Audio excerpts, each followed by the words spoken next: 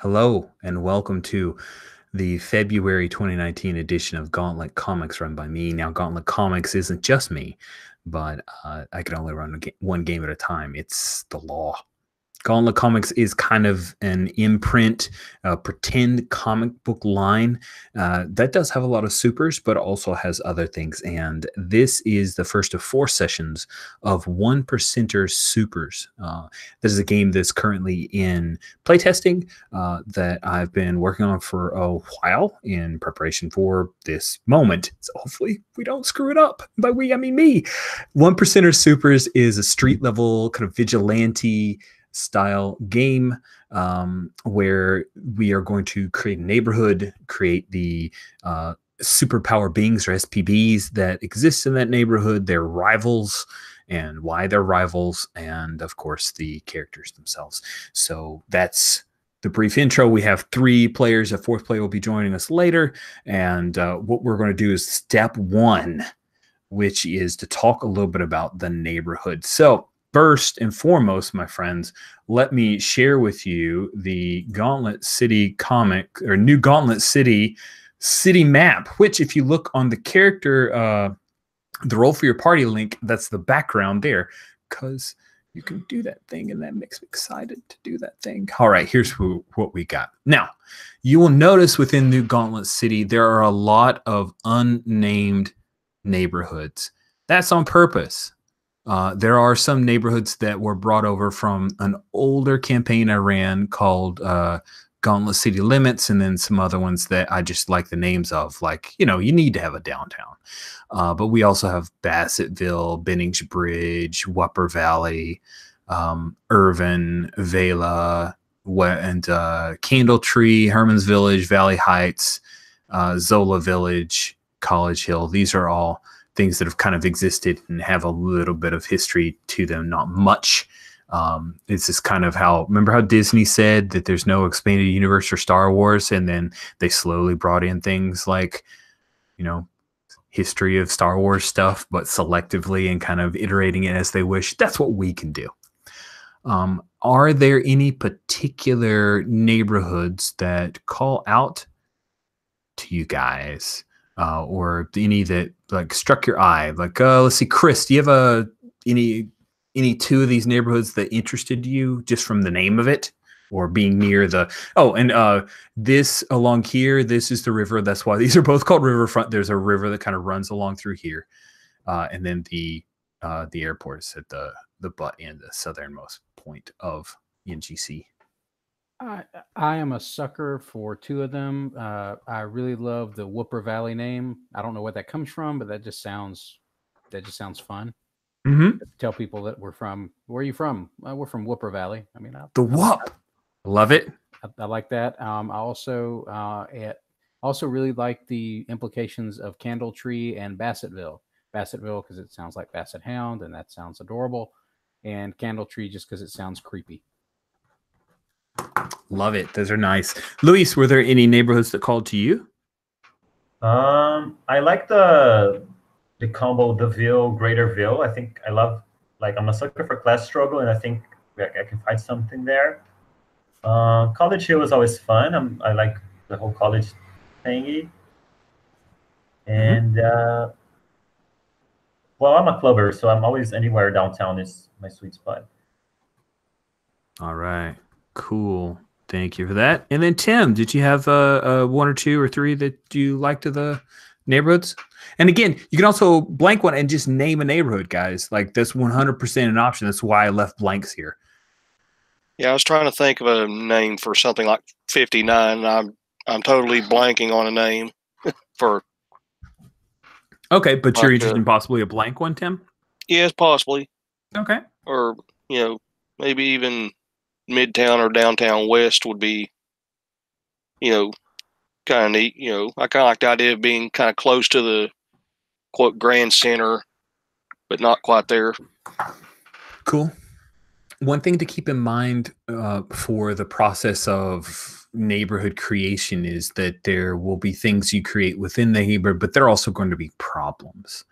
I don't want to immediately wholesale say downtown may not work for 1% supers, but it's possible because downtown has like really big supers and like an alien embassy and crazy stuff like that. So that would be the one where I'm a little nervous about, but I also do like clubs, so it's kind of hard to just say no to that.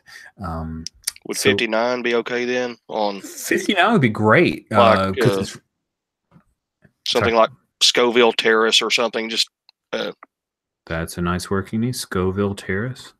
It's actually a really cool name for a neighborhood. That is right beside Ville and Greaterville, so you still get some of the after effects there with those areas. And in your head, Luis, because the Ville and Greaterville has no actual history other than the names. What were you seeing? You said a class struggle.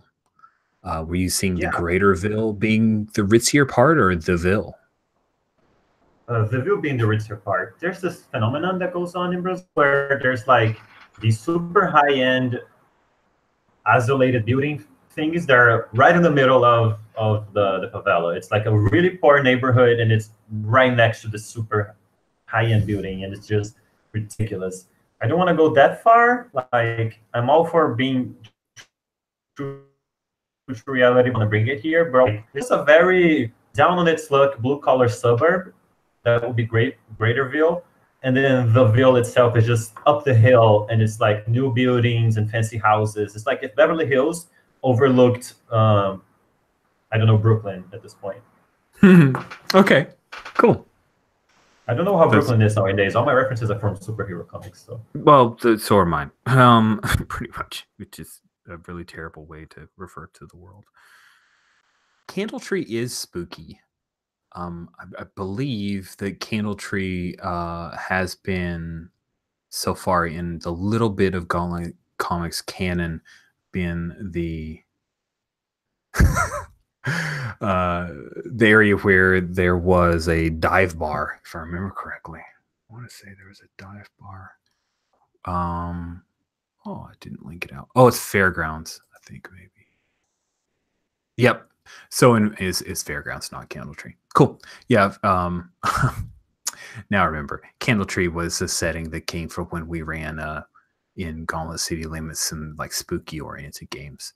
So yeah, that's why I'm thinking it's spooky. Yeah, it sounds spooky. Chris, you like totally honed in on the idea of Candle Trees being spooky, but it does, doesn't it? So let's see. I think the three that most appeal to me of the ones you guys have talked about are Candle Tree, like Ville, Greaterville, and then this new Scoville Terrace. So let's let me go ahead and I'll type those into our little Candle Tree, Ville, Greaterville, and Scoville Terrace. So circling back around, what would be your number one and your number two, Chris?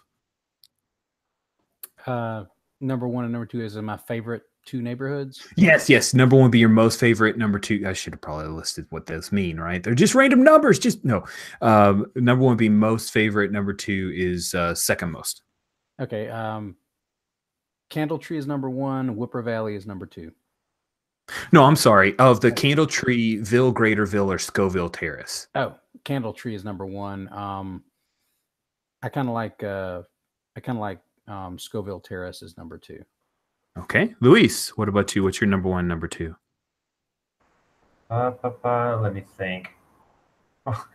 Running the risk of everybody doing the same thing, I'm going to put mine at number one because I like it, and number two is going to be Scoville Terrace because it's close to the clubs.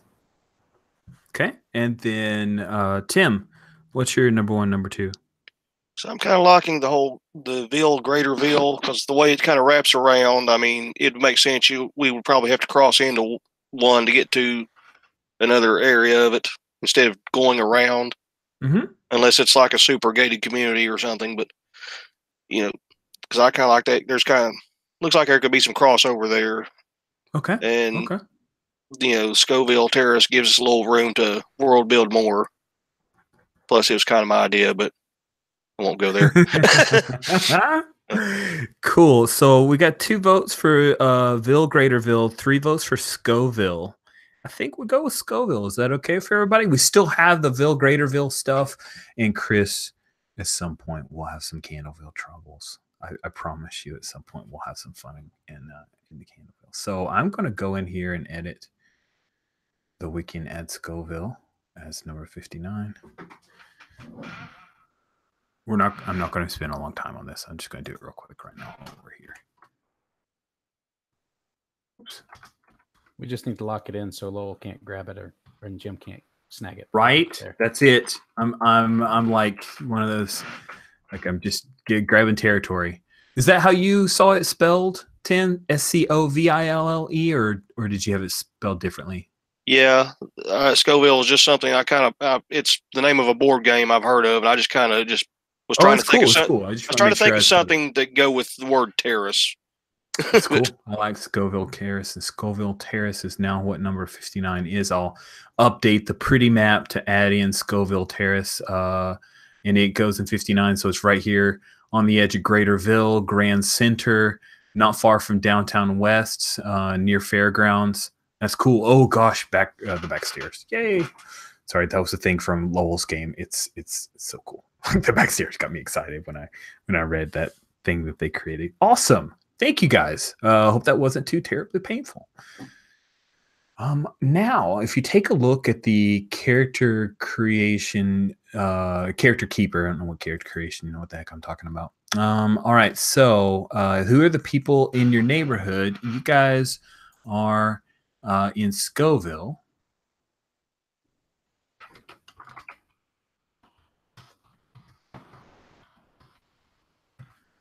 And so now we get to do some cool little bit of world building here.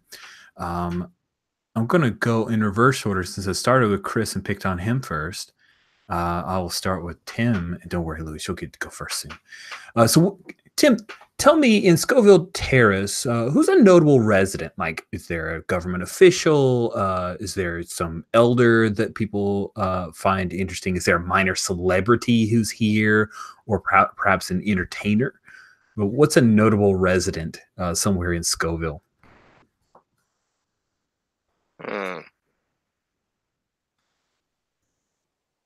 Trying to think here. I mean, there's probably a guy. He owns multiple businesses. He probably comes from a moneyed family. Owns all kinds of, might even own, a few department stores or something. Ooh, okay, cool. So, rich guy, owns some department stores. So it's kind of a landlord type deal, or is he big into? Is it about land, or is it about running lots of businesses? Do you think for him? I'm not sure. Now that I'm kind of thinking more, I'm kind of thinking maybe something of a Max Shrek, like from Batman Returns, but not necessarily. He might not be evil or anything like that. It's just kind of that, maybe slightly lower than that economic level, but. Okay, cool. So, remind me, what was the deal with Max Shrek? I just remember that he got to kiss Michelle Pfeiffer and that killed him.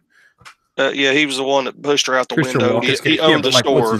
Okay, so he's like the big CEO of that store, I guess, or company. Okay, cool. All right, cool. So, like a Max Shrek type. Anybody have any ideas of a possible name other than Max Shrek? Let's see. How obviously sinister do we want to make it? It's a comic book. It could be as obvious as we want. There's as long as it's alliterative, it makes me happy. No, I mean, okay, I do like alliterative names. Damn it. There, I owned it. Let's see. How sinister? What were you thinking? Oh, Alistair is a first name. I mean, Alistair? Oh yeah. Alistair, super sinister. That is pretty. That's pretty spooky. Luis, what's a cool last name for Alistair? The last name is the hardest one. What's a kind of kick-ass Brazilian last name? Oh, you hear it gives you certain like feelings. You mean like we have a lot of actually like there's 10 or so families who run politics for the last 200 years in Brazil. So Pick one of those. yeah, Neves, Neves. It means snows. Snows? Yeah. Cool.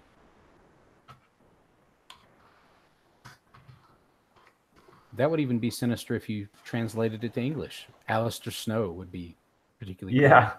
cool. It works both ways. It's perfect. It's the best. That's the best. I really like it. I like it a lot. All right, I own several department stores. And it sounds like department stores, this isn't a new tech guy. This is a guy who's had it for a while, right? If I remember, Christopher Walken played Max Shrek. So this is old money kind of thing. Is that what you're thinking, Tim? Probably, because I'm thinking something along like, maybe like a Sears type store, or they're still around even, but but showing Cool. my age here. I like it. All right, sounds good. Thank you very much. So, Luis, who do you think of as a notable resident here in Scoville Terrace? Well, we got a rich person. Let's have a not rich person. Okay, cool. I'll say we have a local agitator. Like, I'm thinking like someone like Alexandre Ocasio-Cortez. He's just like a rising star in organizing people in the neighborhood to like just civic duty and stuff like that. Get involved, and because if this guy owns several department stores, his hands are dirty. There's got to be some corruption going on there. I love it. I love it. Pushes for community involvement. All right. Government, maybe kind of government cleanup. Anti-corruption. That's really cool. So we got this local agitator. Do they hold an actual public office at this point, or are they still early on in their career, or are they past the prime? Like they got office and now they got knocked out due to some kind of corrupt practice, or Oh, let me think. I think I like the potential idea more. Like it hasn't happened yet. It's a movement that's building up. Nobody knows if it's gonna actually work. So there's a whole there's like electricity in the air. Nobody knows if she's gonna actually be able to do something or not. oh, she okay, cool. You got a name in mind? Let's name her Claudia. It's kind of an old lady name, but I've been thinking about that name today. Sweet. Tim, you got a last name that strikes you as someone who's like AOC or somebody that might be an organizer for people's rights or taking down corruption? So the first name's Claudia. Yeah. No. I'm let's see. Bonus points that starts with a C. I was going to joke and say Claudia Christian, but that's a whole new thing together. Yeah, I've been watching Babylon 5 here recently. I've been rewatching it for a season, and yeah, that would break my brain. But no, we'll. I'm just kind of looking around my room for inspiration here. If you want to stick with something, or no, or Cross, Claudia Cross. That sounds good. Yeah, kind of reminds us of Claudia Christian. Yeah. Now I know how to role play her. That's good. Awesome. Chris. No boom today, boom tomorrow. Chris, what about you? Do you have any notable residents that pop in your brain, in your noodle? Let's see. We've got a local sinister type. We've got a local rabble rouser / organizer. Mm-hmm. I think we need like basically an old neighborhood salt of the earth type. Oh yeah, sounds good. Basically somebody who's lived in Scoville Terrace for the better part of the last century. Let's say it's an older gentleman. He owns like a small coffee shop / cafe thing. that is still a local fixture. It's sort of overshadowed by like the intrusion of things like Starbucks and that sort, and Liquid Highway and those sorts of things. But people still go over there, and it's one of those like local things that's been featured on a show on the Food Network once. Ooh.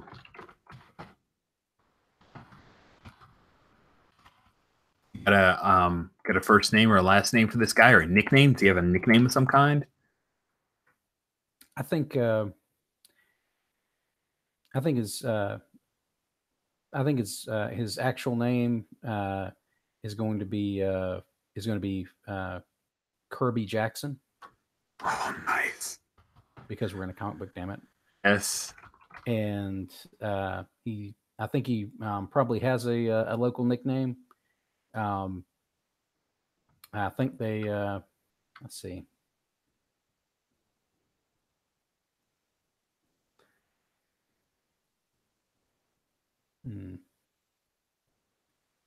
I'm trying to think.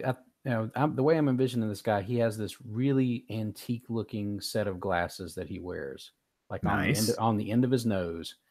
And I'm trying to think of a good nickname based on that.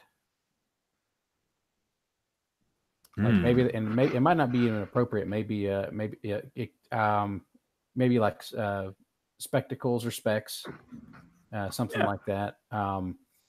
Since it's a nickname and a neighborhood nickname, it'd probably be something that like be something people could say quickly. So let's say I like specs, or maybe the prof, like short for professor. He's not really a professor, but the spectacles give him that look. Oh, Prof. So Prof Jackson. You like it? Sounds good. Awesome. Good stuff. I'm really digging this. Professor Coffee. I kind of dig that. All right. So now we're going to create a local faction of some kind.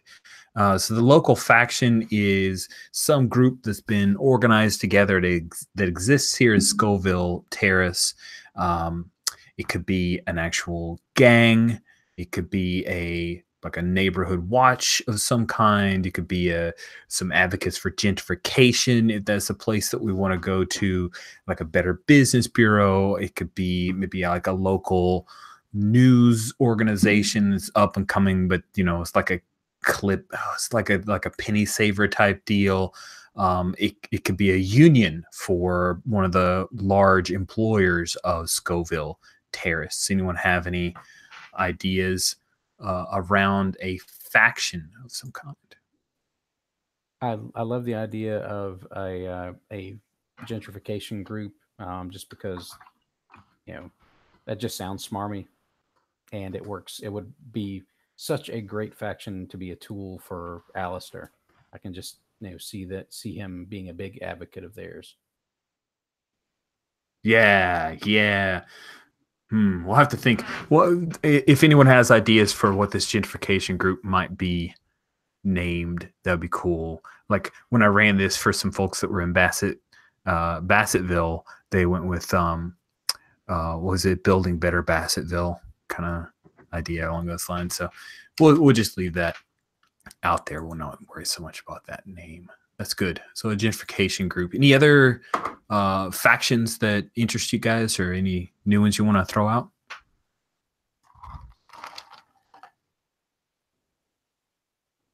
We could have something like directly related to supers, like a local group that advocates against the presence of superheroes in their neighborhood, like no masks allowed or something like that. Ooh.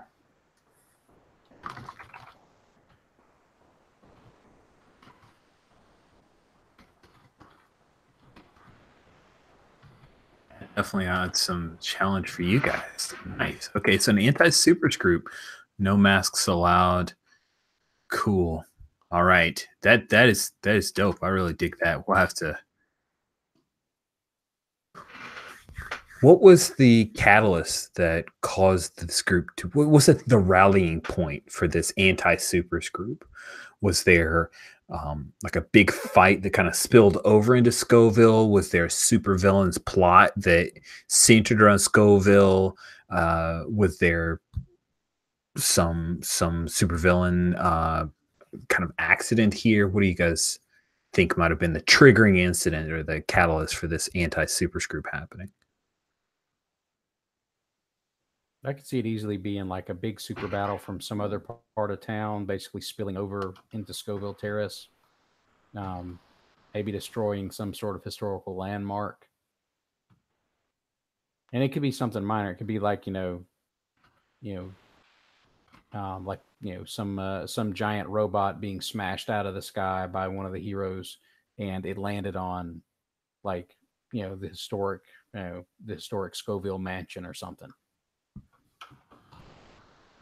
Yes. Oh, yeah, that too, Luis. I like that. The statue of Hudson Nevis the Third. Hold on a second. We've got a landmark. So guess what? The statue of, or basically basically it would be the spaceship wreckage, right? The wreckage, spaceship wreckage at Hudson Nevis. Great. And I see here Make Scoville Shine is our gentrification group. I love it. So we've got landmarks defining places. We're almost done. You guys are doing great. So landmarks defining places: a park, a square, a train station, a bridge of some kind, a historical statue. We've already got one. Are there any other landmarks or defining places that you guys have in your mind's eye? Local park named after him? Is that what we? Yeah, I kind of like that idea. And like, there's been a local petition that's been that's been making the rounds for like a year or two to get the park renamed, because historically Hudson Nevis was a complete jackhole historically. Yes. But the city has been reluctant to rename it because it's a can of worms they don't want to open, because there's a ton of other landmarks, of similar vintage, and they don't want to have to rename streets and everything like that if they can find any way to talk themselves out of it. I think Claudia is a big proponent of this rename, right? Yeah. Oh, Fraternity. Oh, she wants Fraternity Park. I like it. Hey, and I think there is nothing wrong with country music, Tim.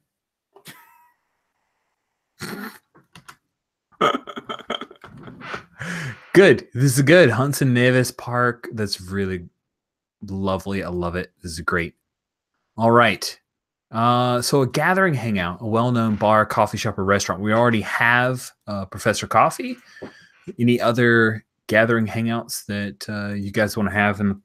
Because again, this is a place where your SPBs might go to hang out after putting in a hard night of fighting crime. There's got to be a really crap hole all-night diner somewhere in the place. Yes. Does it even have a name, or is it just called the all-night diner? I think I think they actually call it the Hole. It used to be called the Donut Hole back when it specialized in donuts, but since it branched out into a diner, they just gradually sort of lost the donut and just kept the Hole. It probably still has the sign, but a lot of the letters have gone out and they haven't bothered to replace it anymore. Yeah, there was an old restaurant on the side of an interstate that I would drive by a lot, and the sign just said restaurant. It didn't have a name. It was just a restaurant, not the restaurant, just restaurant. Nice. I never had maybe a supervillain got thrown through the word donut and that knocked the word off, and now it's just the Hole. That's what set it off too. That was what set off the anti-Cape activism.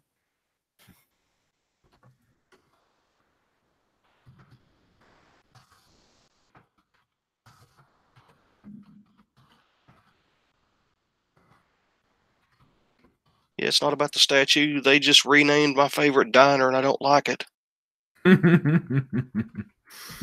Cool. Love it, guys. Yep. Where do most folks work? I think we lost Luis. Oh, let's hang tight. I'll hang tight for a minute. There he is. Good.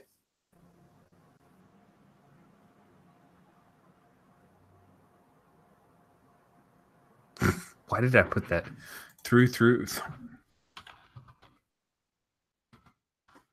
Thank you. Hey, Luis. All right, 2 more bits in our neighborhood. Where do most folks work? Regular, everyday folks. Where do they work in Scoville Terrace? Is there a factory? Is there a string of shops along an avenue of some kind? Do most people have to bus or transit out of this neighborhood? Like, there isn't a whole lot of industry here. What do you guys think? I could see this being like there used to be an old factory, but it was converted into a bunch of little shops after the factory shut down. Maybe it was like an old textile mill or something, and that business has long since fled the area. And now everybody, if they want to get any sort of long-term serious employment, they've got to go elsewhere. Otherwise, they can get one of the local service industry jobs, but none of them pay all that well. So the old textile mill is that building isn't empty. There's some shop, like almost like a flea market, or like a. I'm thinking it's like it's a little bit more upscale than a flea market, but it's kind of like a set of it's like an old school strip mall, but it's all inside. Like the shops are at that sort of level. Like there's nothing. It's all like knockoffs and outlets and things like that. Cool. It's not like boutique shops. It's like the general equivalent of a GameStop or something like that. That's about as fancy as it gets in there. Cool. So it's all local stuff. They don't have a whole lot of, like, it wouldn't be anything like you'd find at a big regular old school mall. Cool. So is it kind of like an arcade style mall where you basically enter a main entrance and then just shops are lining a hallway, and then maybe there's a second level with more? Is that kind of what you're thinking of? That's kind of what I was thinking of. You know, basically they tried to make as much use as they could of that old, that sort of old setup from the factory, the mezzanine level and all that. They tried to use as much of it as they could, but a lot of it's still too unstable. So they use the bottom level, and then the upper levels are kept for just basically like offices and storage. And Louise left. Also, Louise again. He's having some internet issues. I think that's why he turned off his camera a couple times.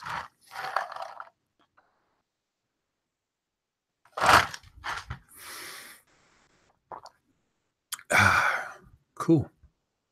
We'll give him a minute, and we may just go ahead and take an early break, and then we'll finish public gathering, and hopefully that'll give you guys some inspiration for your supers. You see, I was thinking of maybe doing something with like a sort of a loser magic character. Okay. Like someone who's got some magic talent, but not really like you would never refer to him as a wizard. It'd be like the equivalent of like he would be the guy who tries to sell you homeopathic remedies as compared to your actual doctor. Like that's his relationship to a wizard. Oh goodness, that sounds hilarious. He's terrible. He's terrible, but he has a couple of tricks that he can almost always. It's kind of a hedge mage, like what it reminds me of from like White Wolf kind of deal. I love it. Yeah, he's got a couple of talents that usually work, and then he's got some some tricks up his sleeve, but it's always like cheap shot. It's always cheap shot magic. Like cool. If you ever read any of the Nightside novels. One of the main characters almost always has like a packet of pepper or something in his coat pocket, and he throws that into people's faces, like as a distraction, like all the time. Like that's the kind of crap he would throw. It's like sneezing powder, and that would be his big to do. That's great. Pocket sand.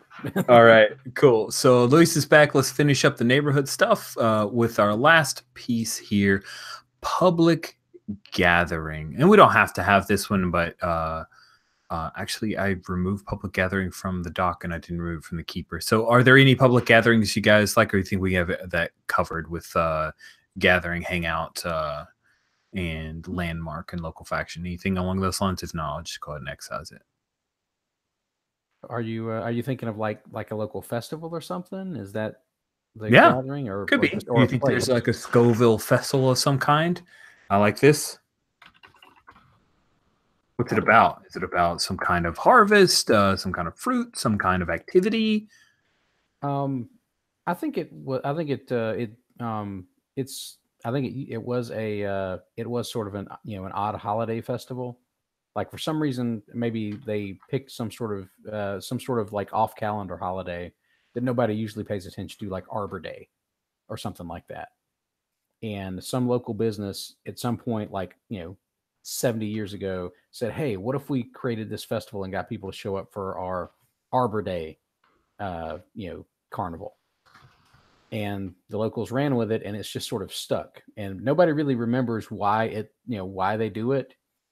It's just like people remember it from when they were kids, so they keep bringing it up and they keep doing it. And they usually hold it in the biggest local park, which is probably that Hudson Nevis Park. I really like the idea of it being some kind of reptile awareness day, October 21st. The Wii says that tickles me, and that is so weird. That's factual. That's an actual holiday. I always remember. The reason I believe you is that you whipped out a date so quickly, but you may be a champion at Balderdash. I don't know. I believe you though. I'm thinking of it as almost like a local equivalent. Like, did you ever see the Simpsons episode about Weasel Stomping Day? No. Just some sort of absolute nonsense holiday that, like I said, it was a way to get people to show up in the neighborhood and buy stuff before. Oh, Tim, that's so good. The Scoville snake. Oh, so good.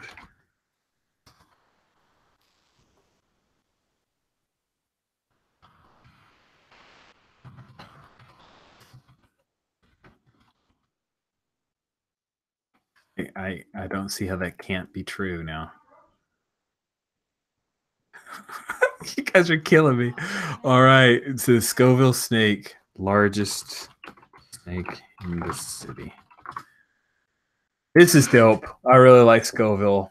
I have a warm spot in my heart now for Scoville Terrace that was just an empty spot in my heart just moments ago, labeled number 59. Great work, my friends. He holds the snake.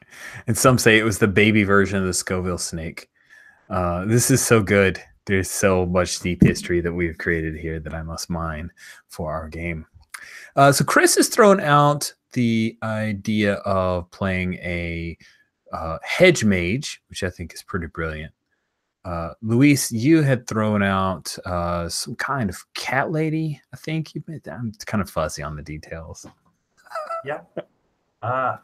Here's what I'm picturing. She has like a mental link with every single street cat in like a mile radius, which gives her like heightened reflexes and senses, and she can focus on one cat and see through their eyes and nose and ears and so on. But she can't order them to do anything because you can't boss the cat. Yeah, they're cats, right? They're cats. That's just basically you using your GM freedom to say whether the cat is in a convenient position or not. This is lovely. Let's give it a shot. Go for it. Let's do it. Please don't be an old lady. An old cat lady. Remember, we need ratings. No, joking. The one on The Simpsons that starts throwing cats at people. She walks around with like she has like a little tuna can opener. That would be amazing, and probably the most effective attack any of us would probably have. It's like she throws angry cats at people. I will say that if we get to an emotional moment, she's probably going to be able to channel her anger towards someone and have a lot of cats just jump out of the woodwork to get at them. I can't believe how much Batman 2 has infested our game already. Max Shrek, Catwoman. This is great. That is great. Awesome.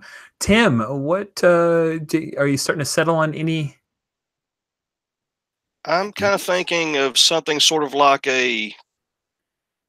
more of a street level type, like steel, but not like, because flying's not allowed, so you can't have like fully powered armor. Mm-hmm. So I'm thinking, anybody heard of Night Thrasher type It's for Marvel. I've heard It's like a of that. lower. I was thinking something like that, just some actual just protective body armor that has some gadgets incorporated. They're mostly kind of, pretty well grounded gadgets, but there may be a few just off the wall stuff that may come up sometime, just depending That on my sounds mood. awesome. I like it. It's dope. Really cool. So I've got drop downs in your power set. That's just the suggestions. Once you settle on something, feel free to choose one of the drop downs and then write over top of it how you wish. And I'll remove the bit. So let's walk through character creation and then we'll talk about how your team got together. Hopefully our fourth member will be able to join us by then. If not, we'll continue on. All right. So to create your character, the URL for picture, what that means is if you just grab a picture and paste in the website that is from, as long as it's the direct link to the picture, not to the site that it's in, then the picture will pop up right here. For example, if say you were to,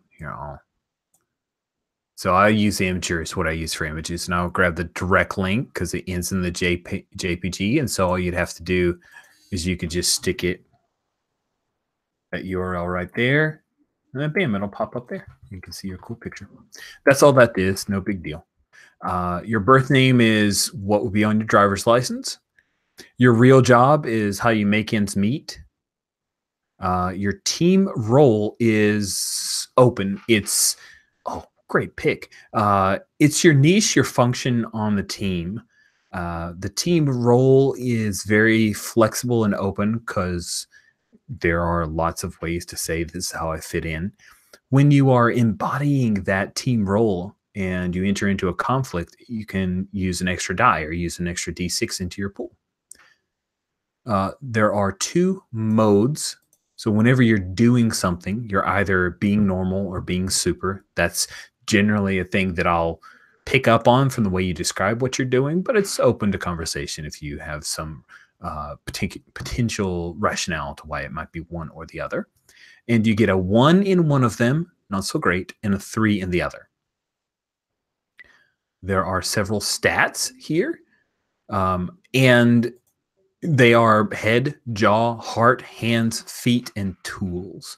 Head is using your noggin, thinking stuff, figuring things out. Jaw is talking. Heart is used for compassion, and it's also used to help you get back effectively your hit points, which we'll talk about in just a minute. Hands are punching, grabbing, holding on to things, picking things up. Feet is running, moving quickly, reacting. And then tools covers using equipment. And the way that it works is you get 2 of those at 3, 2 at 2, and 2 at 1. And these numbers are how many 6-sided dice you'll get whenever you build a pool against a challenge rating that I'll set up a difficulty. You get 2 powers. There's a drop down for those. And there can be some overlap, right? But try not to clone anybody else's character. And then once you're done with that, you start with 6 plus 1d6 worth of spark. Spark is kind of the secret sauce of the 1%er games, in that spark is something you can use to boost your own roll. You can spend it to help out someone else, and then they get extra d6s. And when things are extremely intense, your failures or your ones, your oofs, as we call it in 1%er super, can reduce your spark. And when you run out of spark, you lose a lot of your spirit. The fight is out of you, and you've got to do something to regain it, or you can't go out and be a vigilante any longer. And then there is an experience point thing that you get after adventures. And that's all you need to do to make a character. I'll be quiet.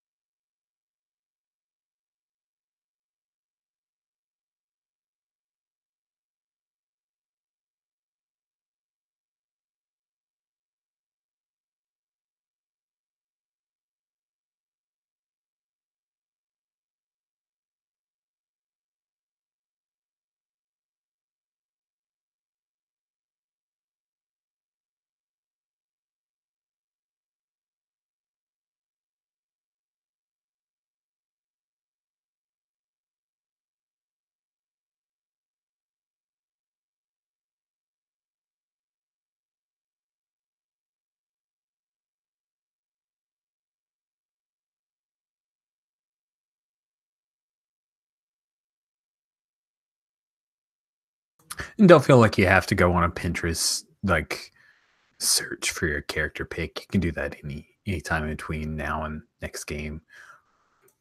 No stressors there, my friends. All right. Hey, Sherry. Hello. So Sherry, where we're at right now is everybody just now started making their characters. So you're about on level of this, and I'll catch you up to the neighborhood that they have created. It's Ooh. pretty darn cool. Okay. I'm ready. Awesome. So for static, you already have the general concept in mind and our powers. Let me share are you in the character keeper? I think I saw it, like I had it on one of my screens, so I will get it. Dang it. Oh yeah, here I got it. Okay, cool. Got to pull it out. I just saw a bunch of anonymous animals, and I wasn't sure if one of them was you. Oh, I have an anonymous pumpkin. I rarely see pumpkins. Okay. Oh, I forgot looking for a picture. I am a failure as a player. It's okay. We All only right. have one picture so far, so Okay. you're level with folks. So, birth name is what would be on your driver's license. Your real job is what your character does when they're not in a cape to make ends meet. Your team role is how you see yourself functioning within the team. Support is one of the things you've mentioned to me when we talked about before. That's a really clever way to find that picture there, Luis. That worked perfectly. So your team role, you could easily just put something like support if that's where you want to start with, and we can refine it as we go. It's a flexible thing. It's almost like a fate aspect in a way. Just threw out fate because I know you play fate more than me. So I do, and I love that set of terms. So about what age range are we, just to make sure? Great question. How old is Lynx? I would say she's 21. Cool. How old is Riot Act? By the way, really cool name. I like your cape name. I haven't given him much. He's probably in his 30s. Nice. What about Wild Card? I think he's probably in his mid-20s, maybe about 25, 26. Okay, there you go. You have a pretty good range. Okay. Thank you. I will try to stick to that range. Awesome. So for mode, you get one of them at 3, the other at 1. The higher the number, the more dice you get when you build your pool to roll a big bunch of dice looking for evens. Okay, 3 and 1.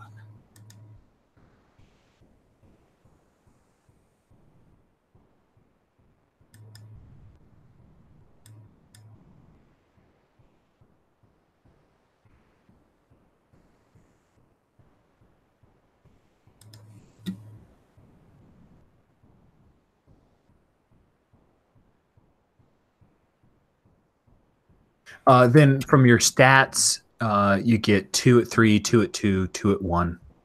And feel free to look across at what your allies are doing and min-max as much as you want because you're a team, so obviously you guys have worked together at some point. Well, hot tamales and a 10 is pretty nice for your starting spark. I mean, you rolled a 4. Good job. Yeah, I'm excited about that.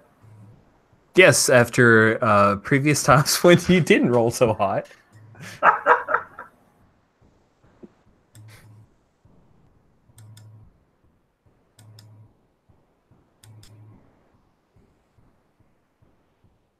We'll see if I can actually play a heartless character this time. I always try to go for them. I either go for a heartful one and then I turn out to be an asshole, or I go for a really dark one and then I end up being nice. Never I don't know. I don't know. I thought you were pretty great. Because if you remember correctly, Base had like heart 3 at the start, and at the end she was kicking people down and then throwing them on the ground. So Those are bad people, though. I don't blame her. I blame the world.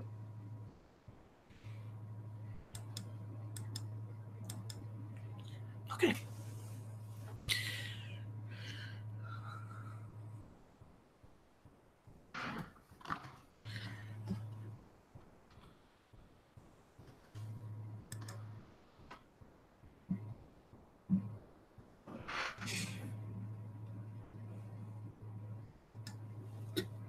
Anybody need any help from me? I'm just being quiet to try to be respectful of you, allow you to focus and concentrate, but I can talk.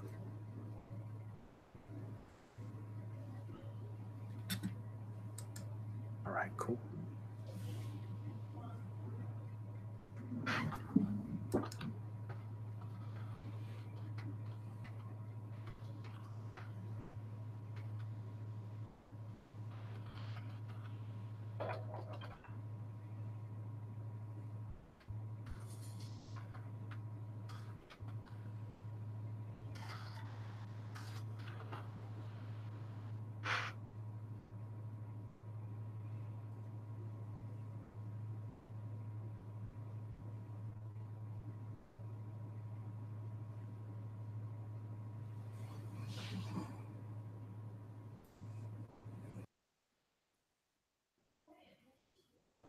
It sucks how every good cat hero name is already been taken. I'm pretty sure if I look it up, I'm going to see that there's already a Lynx. Just don't look. I like Lynx. It's okay. So they're like, oh, maybe she can be called Cheshire. Oh, wait, no, that's taken. Shadowcat, no, cat, no. I like Lynx. I think it's good.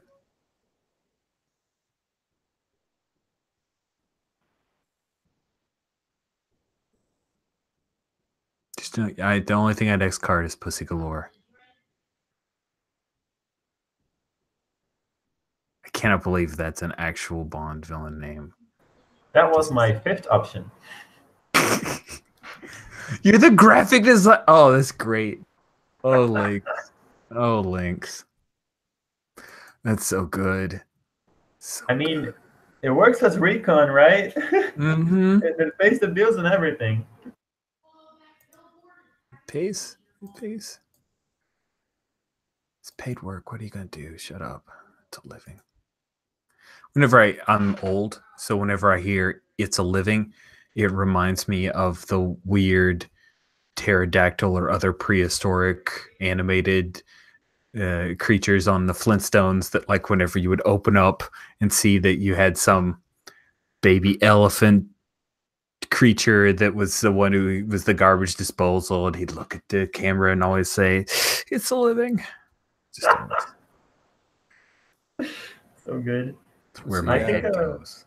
I Rich, think I of rolled Mimi from Rent, actually. Nice. Rich, I rolled a 5 for the spark.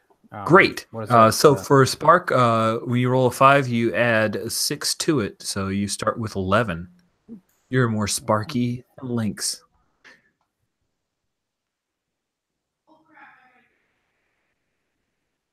What are we rolling for? It's for a stat called Spark. It's on row 25. You just roll a single d6. Mm. Okay, I will find our roll for your party. I'm linking you to it right now. I see it. I'm learning these skills like a real person. You are Very proud of myself. 1d6. 1d6, yes, ma'am. And green, no one has taken it, so I shall. And I'll do pips just because it's Rich's game. Pips. I'm a Pip person. You are. I'm a Gladys Knight fan. My link isn't working for my image. Oh, let me take a look at it and see if I can help. Yeah, Google Images. Let me grab that, throw it in. Oh, that's a killer pick. I will take care of it for you. Don't you worry. I was trying to find something not too like high tech Iron Man level, but also not too ordinary, like just a regular like SWAT team. But I like it. Here we go.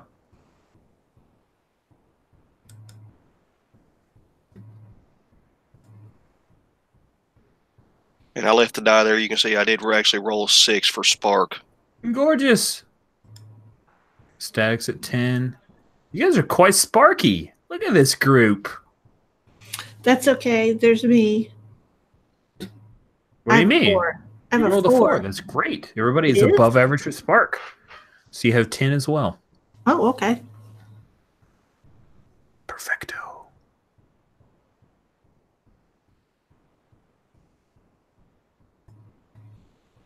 Here we go.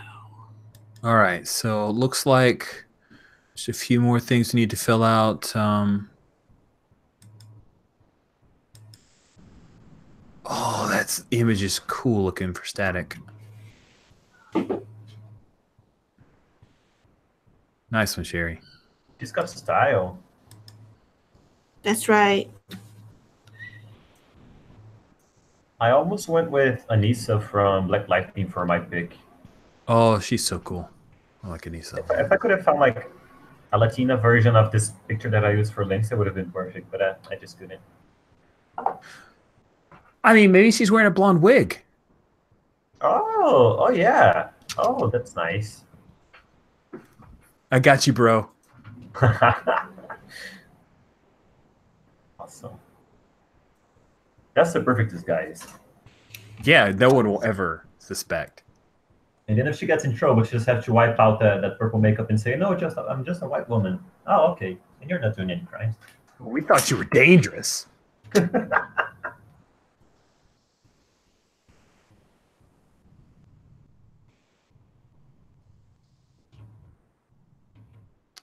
Lovely.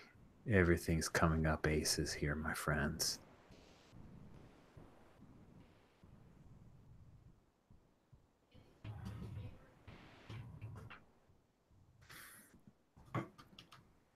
All right, doing one more look here. Looks like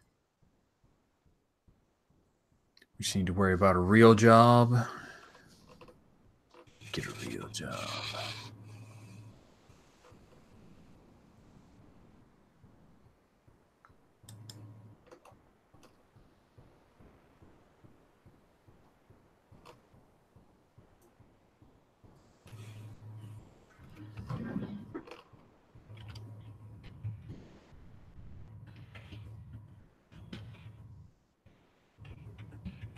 Does anybody need me to stop the game so we can go and enjoy the State of the Union address?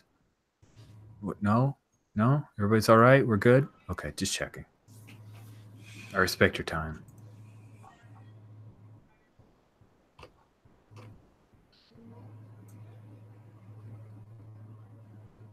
Sorry. I hope that didn't hurt anybody's feelings. I was just joking around. The neighborhood for jobs, Sherry, I should probably help you out with that. The neighborhood is called Scoville Terrace. Ooh.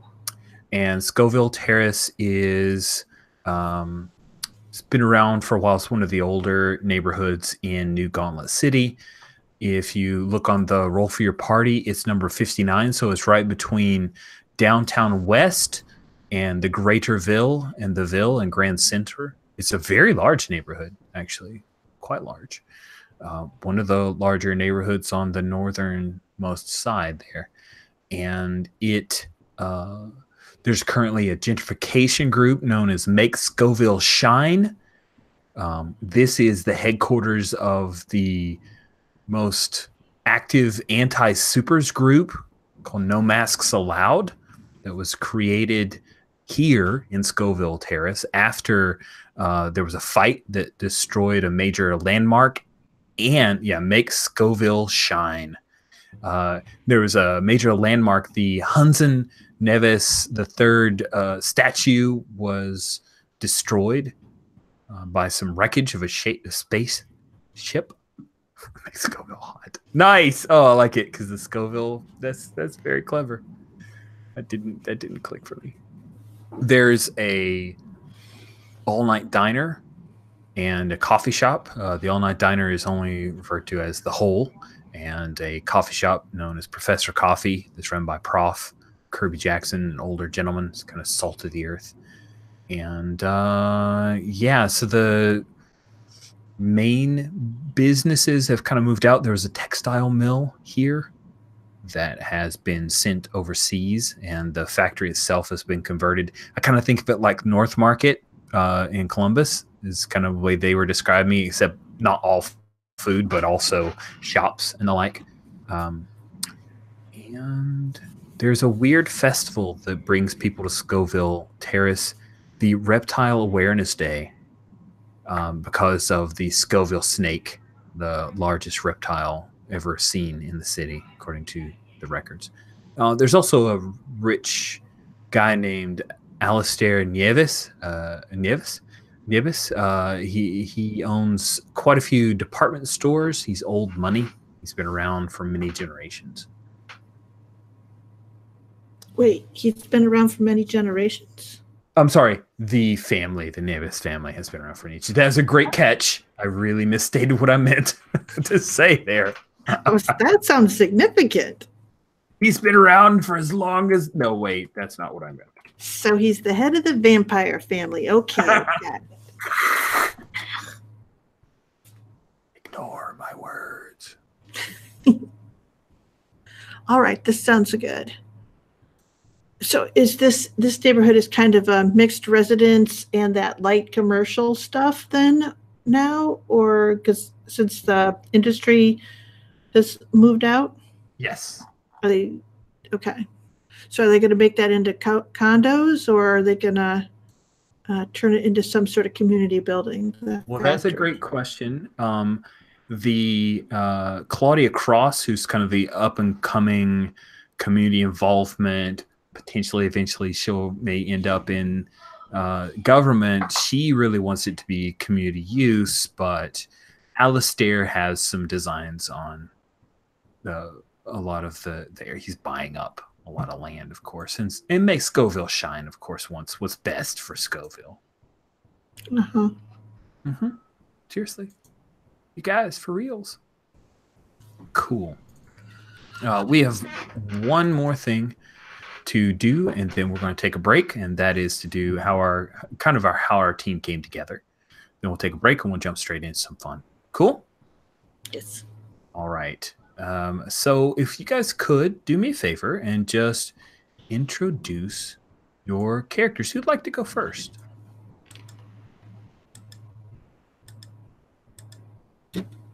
I will. Oh, sorry. No, go ahead. Go ahead. I'll go first. My character's name is Static. She is also known in reality or regular days as Deidre Cruz. She's really good at nothing, apparently.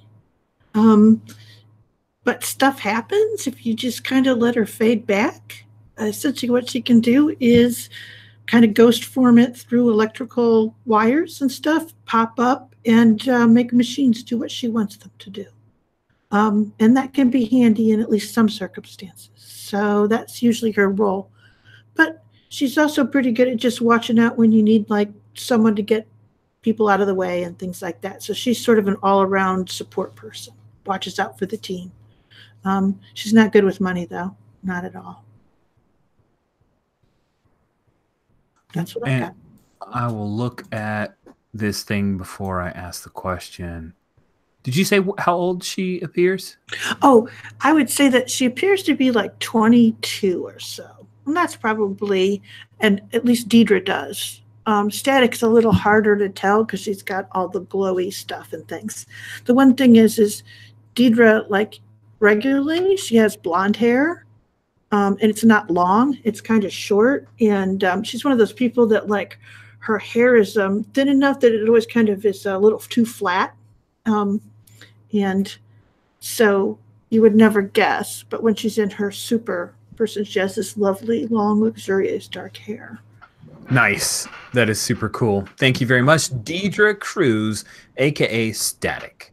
Waitress at the Lebanese Cafe Cyprus, which we now kind of put that into our notable places because that's super cool. Who'd like to go next? I can go next. I'll be playing Lynx, which is the superhero identity of Alice Lago. You can just say Alice because she's used to it at this point. It's the same. It's spelled the same, but it's spoken differently in Portuguese. She immigrated with her family rather recently, but I'll go the superhero route and say that her parents died in a car crash, and now she's just pulling her own weight. But she's kind of a heartless person. She pushed it all down after that happened. She kind of fends for herself and keeps a wall around her heart so she doesn't have to hurt.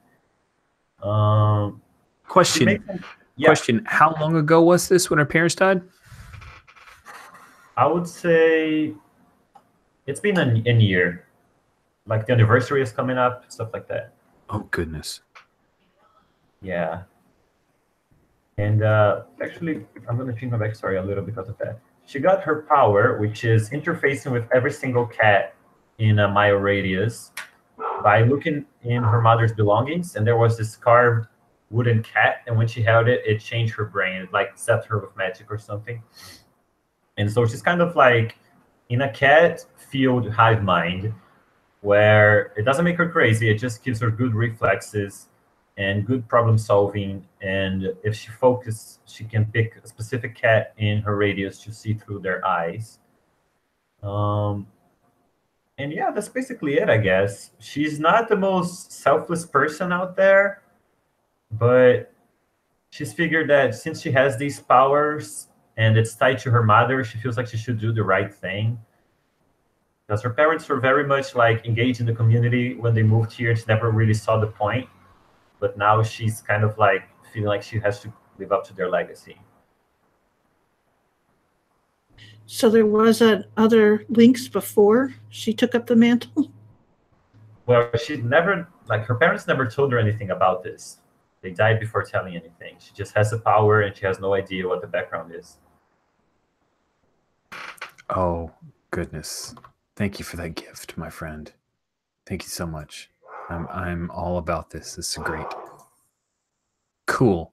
Can you pronounce her last name one more time? I know you said it, but I'm terrible, so I'm asking. It's okay. But it's perfectly fine if NPCs call her Alice. I think she would have that at that point. Many Brazilians do. It would be called Alice. Alice. And then her Yeah. last name, how would you pronounce her last name? Lago. Lago. Oh, okay, so not okay. L. Yeah, it's not. I wasn't sure if it's an L or a Y. Cool. Awesome. Good deal. So, Chris, do you want to go next?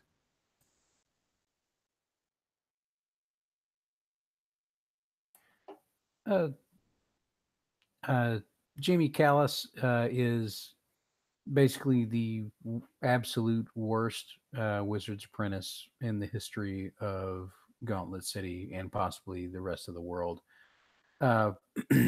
He has little discipline, less ambition, and his main redeeming feature is that he has a basically good heart. But the only way to paradoxically get him to really work at something is to convince him that it's a better and easier way for him to avoid actual work. So eventually, his teacher, who I have named Vortigern Dunwich, because that all sounds old and creepy and like old world wizardy to me, cut him loose after Jamie basically released a whole batch of spirits that Vortigern had bound into doing his housework, and basically flipped him off and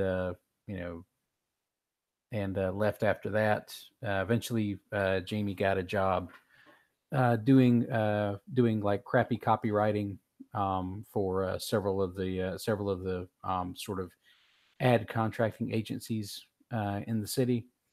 So he's able to sort of set his own schedule, as long as he writes just enough really terrible ad copy to keep his lights on in the one-room studio apartment he has in a really cruddy tenement in Scoville Terrace.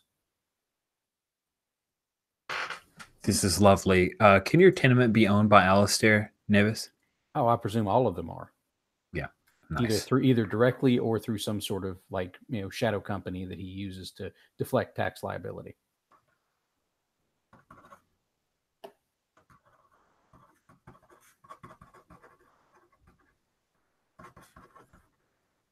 Thank you very much. Tim, introduce us to Riot Act, please. Okay, Riot Act. His name was Jake Davis. He basically grew up poor, and even though he was, quite intelligent, he always had kind of an affinity for technology. He grew up. He had a habit of taking his toys apart, putting them back together, and I'd say most of the time they even worked after that. But he basically, he saw that Scoville, even though it had its fair share of crime, it was kind of getting largely overlooked by the more powerful supers in the city at large because they were always bigger supervillains out there. So, somebody had to do something. He designed some body armor with built-in gadgets, stuff like, wrist-mounted tasers and like mace dispensers, whatever, and a few other little gizmos that I might come up with on the fly. But he's always kind of incorporating something new. Maybe later on he might actually put a movement power in it with advancement. But I'm trying to think what else. Yeah, and then he works in a local junk shop because basically being poor, he wasn't able to go to like a higher education, college, whatever, to pursue a better career. So he just used his skills in the junk shop. He repairs appliances for local people, and that's like a few doors down from Professor Coffee. That's all I can think of right now. Haven't chosen a role. I'm not sure what exactly I should be. Oh, it's just like the team role. So and I will do my best to try to flesh that out in the description of the book. The team role is why you're there, what people count on you for. Like you could be the person who is Riot Act the kind of person that is the heavy hitter because they've got this suit of armor? Is Riot Act the person that comes at things from a weird angle because they're a creative thinker? Or is he the wisecracker? Is he the pretty boy? It's anything of like how somebody would flippantly describe your character's role on the team, or you can always count on Riot Act to do X, Y, or Z kind of deal. That when I think of Fantastic Four, if I think of Human Torch, I'll be like, oh, he's the smart aleck, right? He's the one who's a little cocky. He's kind of the wiseacre, as it were.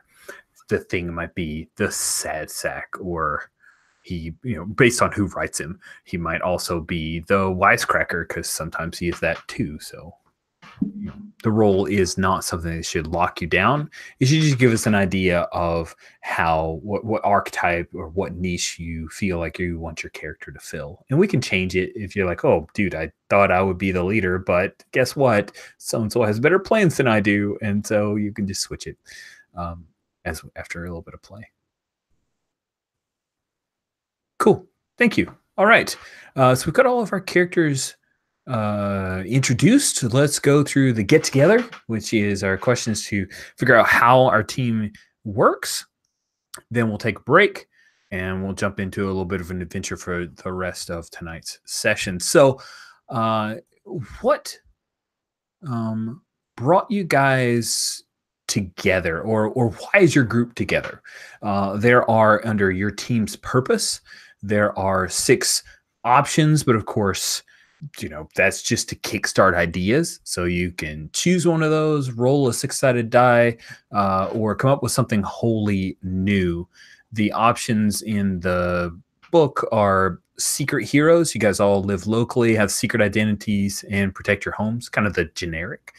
You could be heroes for hire, which means that some like guild or of local businesses or one particular large business will pay you guys or reward you in some way for keeping the business, keeping Scoville Terrace safe. Kind of like cops. You're not officially on the police squad, but it's close. Like you're kind of authorized vigilantes, totally off the books. You could be former sidekicks or tryhards, young do-getters trying to make an impression on bigger teams. Like this is the minor leagues for you guys, and you're hoping to hook up with, the Exemplars or some other big team like that. The Atoners or ex-villains who are trying to improve the lives of the folks that you once hurt.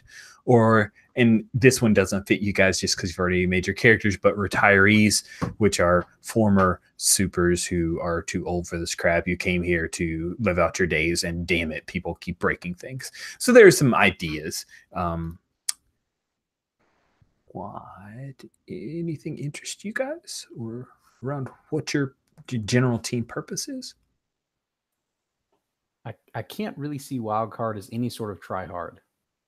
Like, I could see him It being does, like yeah. He's like the opposite of trying hard. I could definitely see like a kind of like cop situation where we might get contacted by members of the local community or police force or whatever to help out when they encounter something that's seriously screwed up, super related, or just weird. I could see that. Yeah, it leans in a little bit to the Dresden idea that we bounced around a little bit earlier when we were talking about magic. Anybody opposed to kind of like cops or have a different idea or angle they like? I like that, particularly if we have the whole thing of they're coming in to try to, how do you say, what was the word that you used for it? To take over, and it used to be yuppify, but what are they doing there? I've forgotten the word. Gentrification? Gentrification. So with the gentrification, there's always lots of people who they're here because they can afford the rent. And as soon as that stuff starts, essentially what it is it gets harder to afford things. They get less police protection because the police are protecting the rich people, not the poor people. And they're, essentially the cops become almost more bad guys because of they're the ones who are doing evictions and stuff like that. So in order to kind of keep the peace and show that this isn't a bad place, maybe they've like kind of put some money together, paid a tithe to have some people who will keep the place safe, so they can't say that they got to wreck it to make it safe. That's interesting. Let's touch that. Let's touch that up. So when you say they, are you saying that there's like a small group of cops who don't like how the department wants them to just protect the richer folks, and so they are farming out some stuff to you guys? Is that where you were leaning, or were you thinking something I was thinking more the citizens paid for it. Oh, so okay, it's not so much that we're like close with the cops. It's just that we're doing the job that they would do. Oh, okay. So you're kind of like cops, but self-appointed, okay? or like paid. Yeah, but nice. Okay, maybe that was just an idea. I'm not saying that's no. Anybody opposed to it? I think it's interesting. It actually leans a little bit more like Heroes for Hire, which is totally legit. I like skip tracers. Yeah, I kind of like that. I could see that being a pretty cool angle, and maybe we're all kind of suckers. Like, they put together like, yeah, sure, gift card to Prof's Coffee for $20. Yeah, we'll go after this werewolf for that. Sure. God damn it. Nice. I like it. Good. So you guys, your purpose is you're effectively heroes for hire because the cops just won't do the job much anymore. Of the four of you, who brought the group together? Like, who's the person who went out and recruited? Oh, I've got this great idea, or just had the idea of teaming up, or it could be a thing. Maybe this is where Jamie was like, I really don't want to do this by myself. Splitting this gift card 4 ways is about as much coffee as I want. I don't get a Patreon.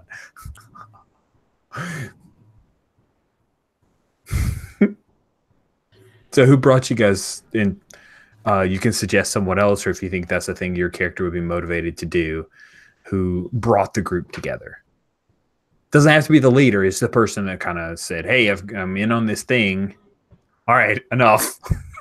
You guys are all clever. I'm going to refocus you to this thing.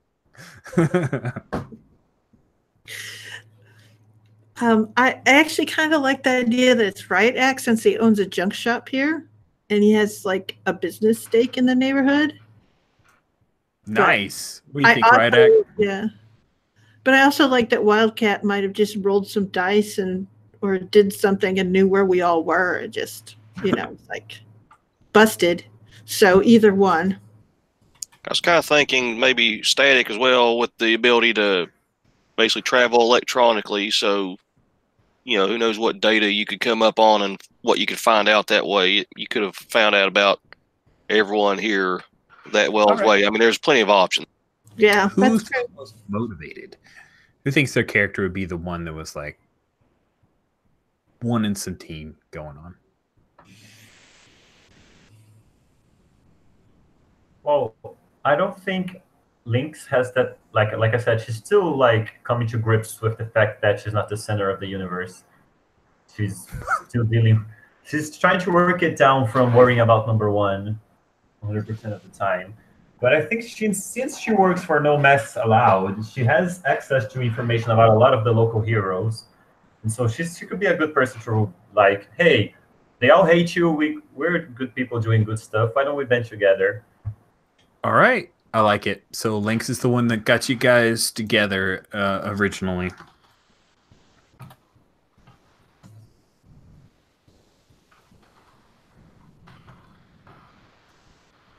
Who calls the shots?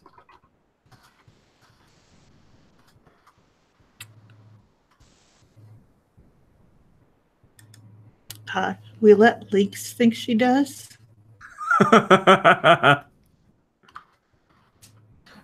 have a cat personality. I'm not proactive. I'm a delegator.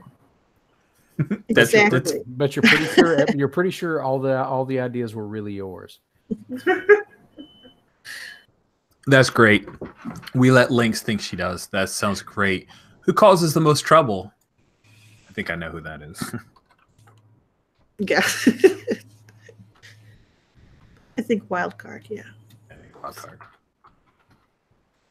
Oh, do you know each Not always other's intentionally. you guys know each other's secret identities, or is it code names only? I think it's too confusing if it's like some yes and some no. So let's just do like everybody knows each other's secret identities, or you only get together at night for your second job. I'm going to guess that Lynx actually had to figure it out in order to press getting us into this.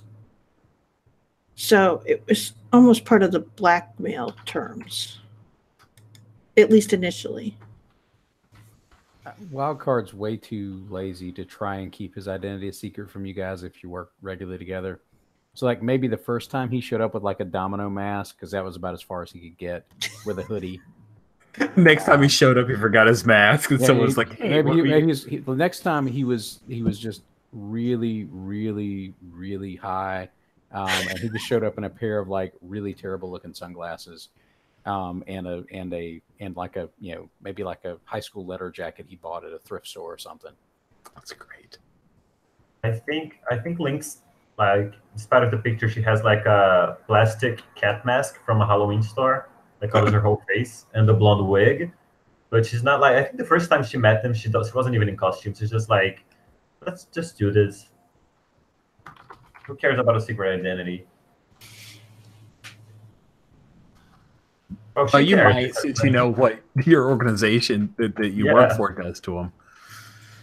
But like, she knows she can trust them because they're masks, and the organization doesn't like masks, so they're not going to turn her in.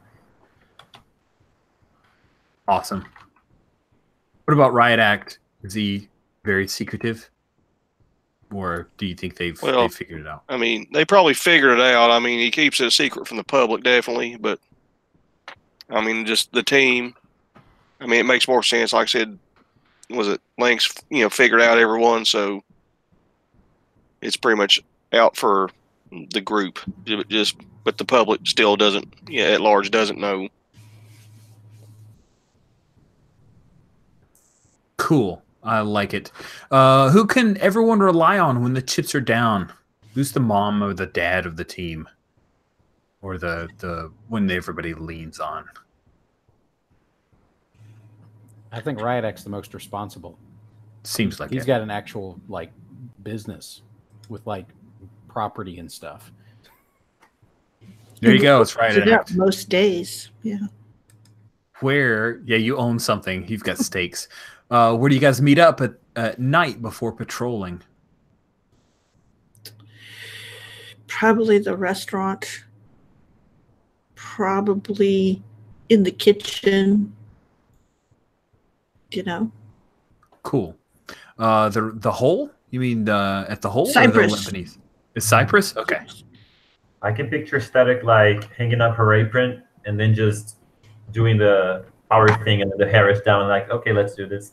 Yep. Exactly. Plus, we all have a little something to eat before we go out. You know, nothing heavy. It's all Mediterranean, so it's good for you. I love some Healthy, lots of olive oil. I don't know. I think it would be kind of hilarious if we all met up in like the kitchen of that really disgusting all night diner. And like so we all leave and we have no appetite, so we never overeat. We just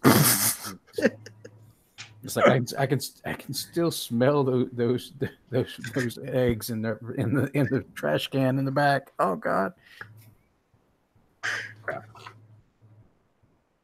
All right, awesome. Who has a beer with whom after a successful mission? I'll have a beer with everyone. I mean, Wildcard will literally have a beer with like all of you, maybe one of the villains we meet, like whoever. Like It's all about the beer. Yeah, exactly. It's Beer isn't choosy. I get you. I'm pretty sure he's probably drunk beer with probably at least one, demon or devil or at some point. What about Static? She kind of gal that would go out for drinks after. For a while. Yeah, for a while, I think. She's probably a little bit more prone to being on the periphery, but not like she doesn't want to be involved, just that she starts to get uncomfortable and not sure what she's supposed to be doing. About Riot Act. Stop a heist. She's the kind of guy that goes out drinking with the kids. I'd say he hangs out with him. He might not be like a heavy drinker or anything, but just, I mean, yeah, might as well. Yeah. And then the last question, which I think we already have an answer, just to make sure, how do you get your mission? So if you're kind of a heroes for hire, by the way, I'm going to go right purpose as heroes for hire. Somebody wrote over it. So let's leave it as heroes for hire just for my notes there. So you're thinking like is a better business bureau, or is it the shops at that little textile mill that have enough citizens that pay the bills for you guys? What are you thinking? I was thinking. Sorry. Go ahead. Oh, go ahead. I was thinking more something along the lines that even though it's the citizenry of the neighborhood that kind of, got us together, there may be like that one cop in the local precinct or something, kind of like, kind of like the district attorney on Green Hornet does. It kind of just comes and shows up. So, yeah, I got this for you. Our guys can't handle it, or those. So he's basically one of the good ones in a department full of either lazy or not so good cops. So he's with the one guy that wants to do the right thing, basically. I feel like we got a couple different directions. Yeah. Let's kind of settle on things. So there's been a couple times talking about the police department's more involved with the ritzier side, and then we also talked about the idea of some of the business owners gathered together. Which one do we want to go with? Because I just want a little bit of clarity myself to know. Do we want it to come from folks within the police department who feel like, we're not allowed to do so and so due to red tape or whatever, or do we want to say that everybody's kind of turned their back on the cops being any good here, and therefore they've got to hire some heroes on the outside? I was actually thinking more of it's like one good cop who is basically in with that group of the concerned citizens. Maybe it just, but he uses his inside sources to kind of, so it's not technically official. It's just, I heard this is going down. You didn't hear it from me. Okay. I like the idea of having like maybe there's one guy that we can actually get information from at the local department. Like maybe that's the one guy that will actually like talk to people about what's going on. But most of the people like that ask us to do stuff, that want us to get involved, are like the local folks. Like, it might not be necessarily be business owners. It could be like residents of that one dumpy tenement that's next to the park that keeps hearing those weird howls at night, that sort of thing.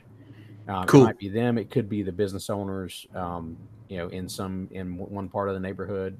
But we have like a contact person at the force that can give us like, well, here's this list of reports we've gotten from that neighborhood, or here's this list of alarms that have gone off at the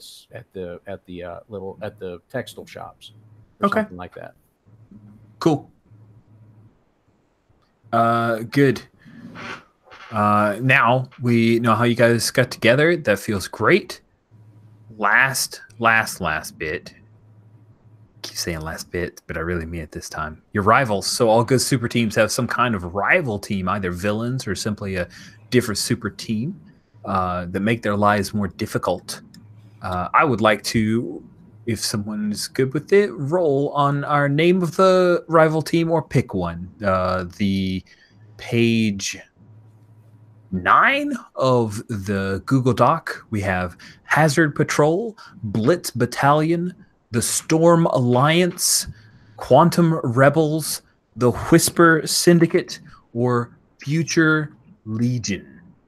And I just dropped those into chat in case they all mix together in your head. I kind of love the idea of Future Legion being like the corporate sponsored team. Like they're the face team that maybe like the make Scoville shine folks kind of put forward as like, these are the people who should really be representing us as like our team. Like if you need help, I mean, look at these guys. They're none of them wear masks. All of them wear uniforms. Yes, yeah, exactly. and they're corporate sponsored uniforms. So like there's like a Coca-Cola logo or something. Oh God, yes. No, yes. I love this. So I think Ballistairs, maybe the guy who backs Future Legion the most. I think that they have like a uniform, but I really want them to have patches. Is that are we good with like little? Yes. You're like, we're on the same page, Luis. Yes.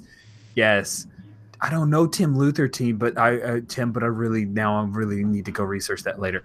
Who has a relationship with some kind with one of the rivals? Oh, Static. What is it? Is it like a family relationship, a former romantic relationship, or Yes. you guys just? It was my high school boyfriend. Oh, and yeah. Now he's the leader. He was always kind of handsome, and his name is the Yes Man.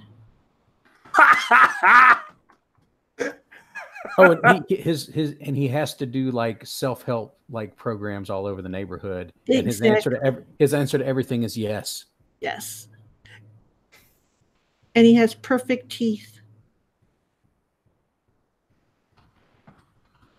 God, I love this guy. We already know who's the Yes Man.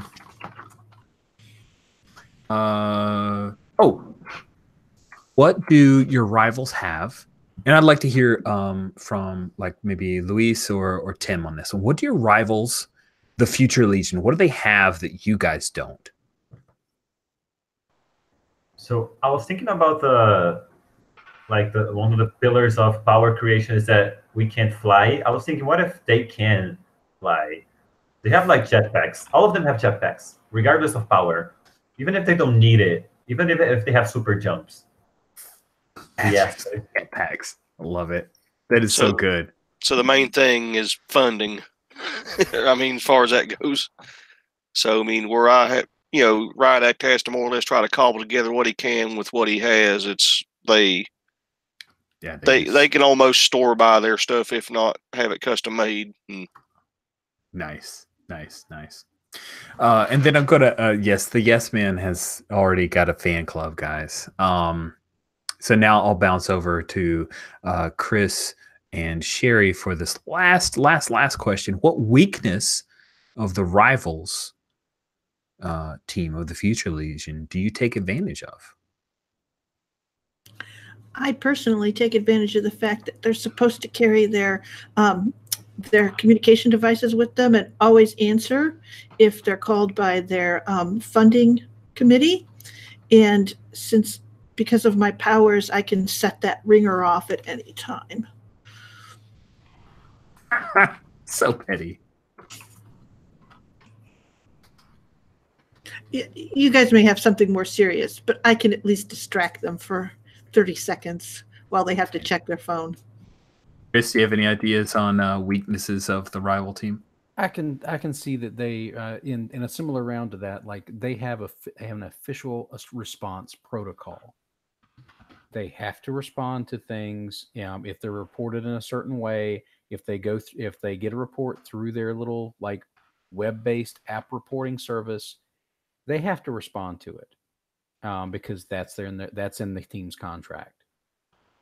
So like if there's a report, like they have to have somebody show up. So you can like red herring them all over the place, and eventually like they'll figure out what's going on and like shut down whichever IP address is sending those. But you know, if you're say, yeah, if you're say our electrokinetic computer savvy friend, or if you're say a slacker sorcerer, you can like spoof that all day long. And so we take advantage of their formulaic responses to things and their required protocols that they have to follow. That's great. I love it.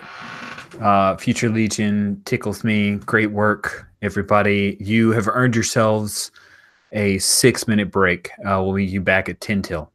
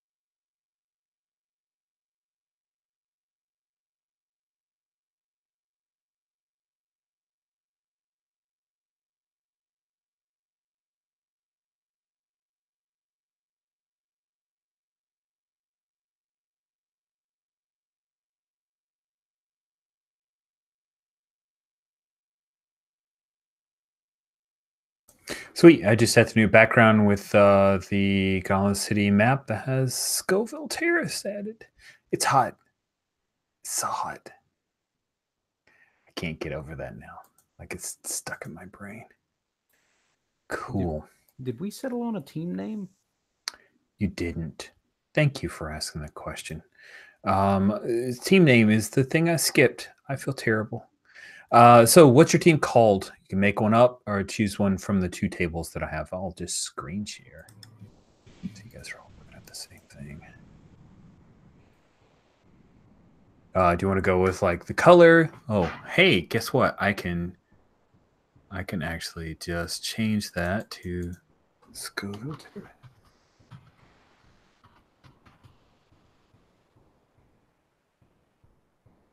Cool. Do you want to go color, neighborhood, metal, adjective, number, or just an article?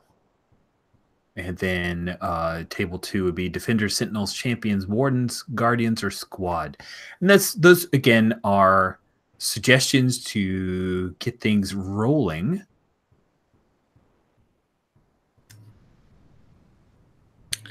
Scoville Heat, but that sounds more like a high school team. I totally want to play with the Scoville Heat. Wait, isn't Scoville hockey like team? Isn't Scoville like the spice scale for peppers?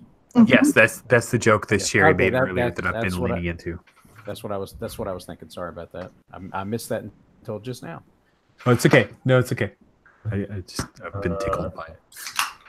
I figure we'd have a name since like we're kind of a shady team. We would have a name that the media would give us, not a name we would actually pick. Ooh, yeah, that's interesting. So, what do the No Masks Allowed group call them?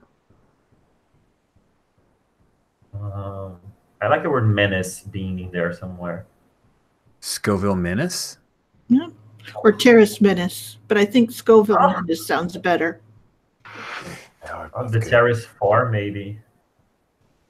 The Terrace what? Terrace 4. Or Terrors. Terrace Terrors. I think the news anchor would have a hard time with that one. They would pick something they can pronounce. All right. So what do you want to go? The Scoville Menace or the Terrace?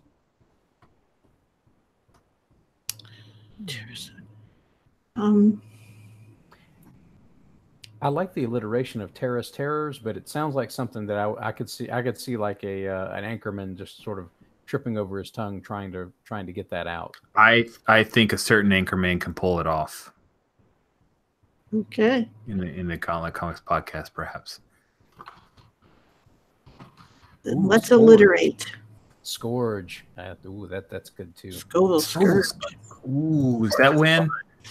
That's good. Yeah, that's pretty good. Scourge is old school. And Wildcard just thinks it's badass, so he actually uses it. Like he's like, it's totally badass. I like that. All right. He will actually try to introduce us that way unless somebody stops him.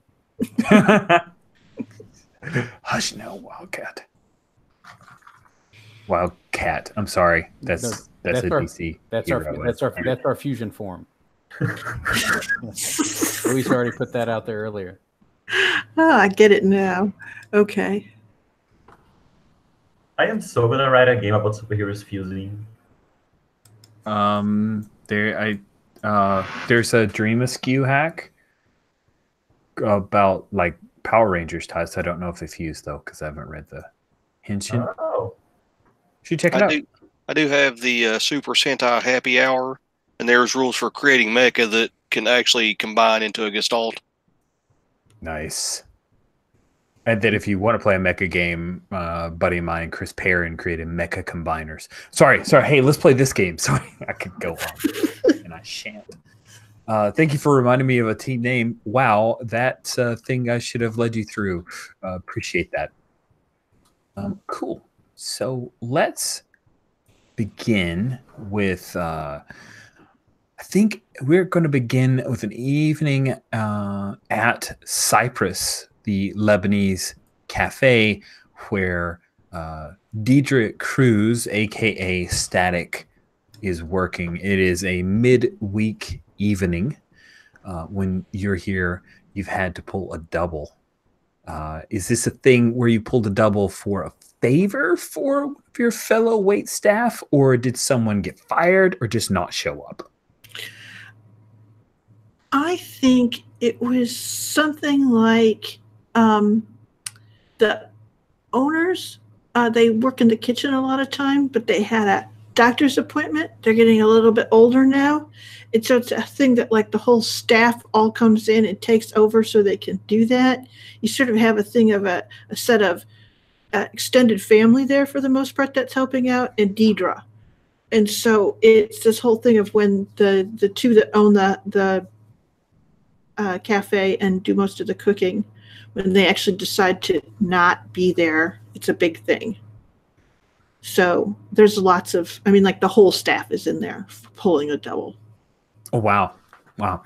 And you say like most of your coworkers are all Lebanese and all part of the family, so they probably don't get as much of, like, you probably get paid more than most of them. Yeah, it might even be that I get paid per se in some ways. What is your pay? You get a roof. Yes, exactly. That's your pay. You hungry? Guess what? You get to have some food. That's your pay. You want to go to school? Oh, do you need a book bag? That's your pay. This is the argument that you've heard in the kitchen. Exactly, 100 times. That's lovely. And yeah, they've hired you. How long have you been working here? I probably got a job like right at 16. Oh gosh, you've been here for years. Yes. Yeah. It's the only job you've ever known other than fighting crime. Exactly. And fighting crime is really new. So fighting crime's new. This is great. I love this. Good. So you're pulling a double. The rest of the family is working extra as well because maybe aunt and uncle have taken off because uncle needs to be taken out of town to a larger, like Asclepius. I pronounced it right. Asclepius Hospital does their, let's say that their oncology ward isn't nearly as well rated as the next big city over from here. And New Gauntlet City is in the Midwest. It's kind of a St. Louis-sized city rather than a Minneapolis or Detroit, just kind of give you an idea. So several 100,000, but this is not a teeming metropolis of many, many millions. It's there. So you're there, you're working a double. It's pretty busy. It's a midweek night, but it's right around supper time. And I think I would like it if Jake Davis, aka Riot Act, has come into the restaurant. It will be after when your shop. Well, I don't know. Your junk shop, is it open all hours, or does it close at some point, or is it? Closes in the evening. I mean, if I'm the only one there, I mean, I can't just leave it open and walk off. So I don't imagine I have any employees or. Employees, you need to build an employee. Like you need a robo minion. It's what you need, Riot Act. I'm just saying that Future Legion could probably hook you up with such. Maybe I'm working on Jaime the robot or something more. Jaime the robot. Okay, so you come in for the evening, have a late supper. You close down the shop, and so I didn't get to Get Smart. Sorry. I missed that one. So yeah, you're here, as well as Deirdre, and Deirdre, you end up with the section with Jake in it. So what's the general approach? You like hold up the pretense that you guys don't know each other when you come up to serve him? Well, I know him as his regular self because he's in the neighborhood, so he probably comes here to eat. So I already know his regular order. I give him an extra, serving of the mididara, and he likes the garlic paste instead of the baba ganoush. And I just bring those things over and set them down, and I'm like, "Do you want the coffee tonight, or are you going with the mint tea?" Coffee be fine. All right. She'll go back and get one of those flasks of this super strong, super sweet tea and bring it back in little cups. She'll line up 3 of them for you and pour them. So it's like crazy sweet, strong coffee shots. Now I want. Okay. Cool. So as the two of you are, you're serving the really strong coffee, door opens up and in walks the yes man. You know him instantly, Deirdre, with his Chris Hemsworth look, and he's got that affable, like, as much as you guys heroically like hate him, he still has this incredibly photogenic body and face. And he scans the restaurant, and a couple Cold Heart, who's another member of the team, she comes in with him. 2 of them are just friends, or at least that's what the local rags say. They come in and look around, and he meets your eyes, like he sees you, Deirdre, and gives you a quick little friendly nod. But it's been a year since you guys dated. Yeah. So I come over with the order sheet, and I go, okay, so is this to go, or you want to be seated? Oh, we'd like to be seated, Deirdre. Is there an open table in your section? And she looks, it's not that big of a place, and she goes, it's all my section. And she'll sort of walk over and bust one of the tables that's empty now, real quick. And you'll see her, she drops the rag on the thing and sort of swipes it across the table with her elbow as she's picking up stuff, and gestures for him to sit there. Great. He's like so acting like this is something big, and you're just like, just sit the hell down. This is real quickly, I'll link you guys. This is what Cold Heart looks like.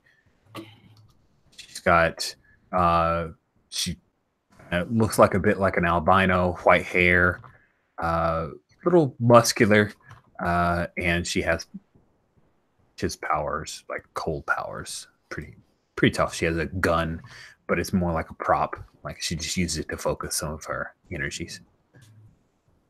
And she comes in and sits down at the table that you've wiped off, and you see she wears these gloves, right? These little white gloves, and she picks at a couple of points on the table when you haven't really cleaned it off exactly. All right. So when I come back with the dry cloth and she's like frozen it all, I'm like, oh, nice. Okay. And I'll just sort of sweep all the frost off of there. So, like, she just made my job easier. And he says, Deirdre, this whole section, you have to wait the tables on the entire restaurant? That seems a bit much. And she kind of looks at him and says, it's what I do. So, what can I get you? Want to start with something to drink? Yes. We have a wine list. Oh, you do? That sounds good. Although the coffee that that gentleman, he points over at Jake's, that coffee smells nice. It's very nice. Would you like some too? And I'll look at his Cold Heart friend. She says, coffee. The mint tea is excellent as well. Mint tea sounds good. No, all right. I'll be back in a moment. And I'll sort of pick the menu up and lay it down in front of them and walk back and get their drinks. She's kind of eyeing them, on the mirror that's sort of over the counter there, see what they're up to, what their reaction is. Cool. So you're eyeing them, but Jake, you're nearby. You hear a little blue from his phone, and the yes man looks down, and you can see over his shoulder that the Future Legion app is comes up, and it looks like somebody's pushed an alarm, and you see him kind of swipe it, and it's like he's swiped it away. What do you do? I'm sitting there thinking, you're not going to answer that? He looks over. Mm. Oh, I reassigned it to someone who's on duty. It's fine. Don't worry. If they need me, they'll reach back around. I guess so. I mean, you got plenty of you guys there, Rich. So I guess they would have. You're the junk shop guy. I thought I knew you from somewhere. You run that little junk shop. Yeah. Fix little things, sell them, just what I can do to get by. That's great. I appreciate that you are out there working it, hustling. Yeah, we can appreciate you. Come to a place like this. Yeah. I said sometimes they need stuff fixed too. It's, sometimes their dishwasher goes down. So they call me. That's great. That's great. Fixing dishwashers, keeping things running. Good for you. My name's Tyler. And he stands up and he comes over and he offers you a Jake. Jake. And he does that like grip your hand thing, and he is crazy strong. You might be holding your handshake just a little bit long. What do? Just gonna play it off? Just let him finish. It's cool. Not really. You try not to show anything, like trying to stay cool under pressure here. Yeah. All right, we're going to do our first roll of the night. Do you kowtow under Tyler's firm grip? I think you're being normal here, right? It's using your hands. So you are going to do a die roll where you are using the mode of being normal and hands. So you've got a 1 die in be normal and 2 in hands. So you start with a base of 3 dice.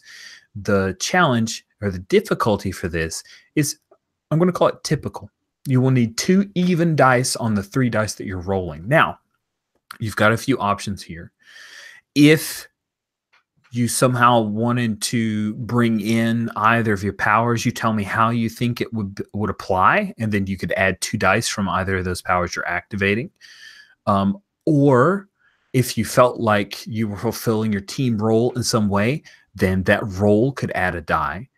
And then the last option that you have is your spark. You can spend spark, as many spark as you want, to try to triumph at this roll. You need 2 evens and you're rolling 6-sided dice. So, well, I don't imagine I have any of my stuff with me because I'm in my civilian stuff. Absolutely. So I'm not eating there wearing body armor and trying to shovel stuff under my helmet to eat. So I figure 3 would do it. Let's go ahead and try. And I got 1 even. 1 even. Okay, cool. All right. You decide not to spend any sparks and you're just going to leave it. All right, awesome. So you got 1 even.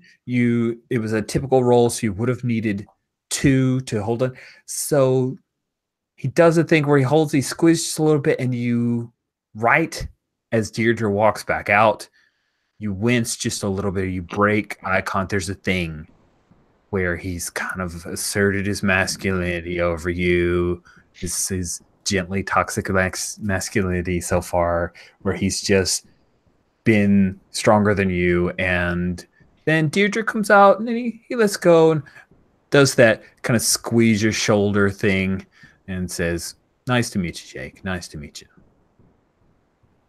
And this is Celine. He points back to Cold Heart. And then he heads and sits down. Celine, her whole affect, she's wearing shades. She's that girl. She's wearing shades indoors.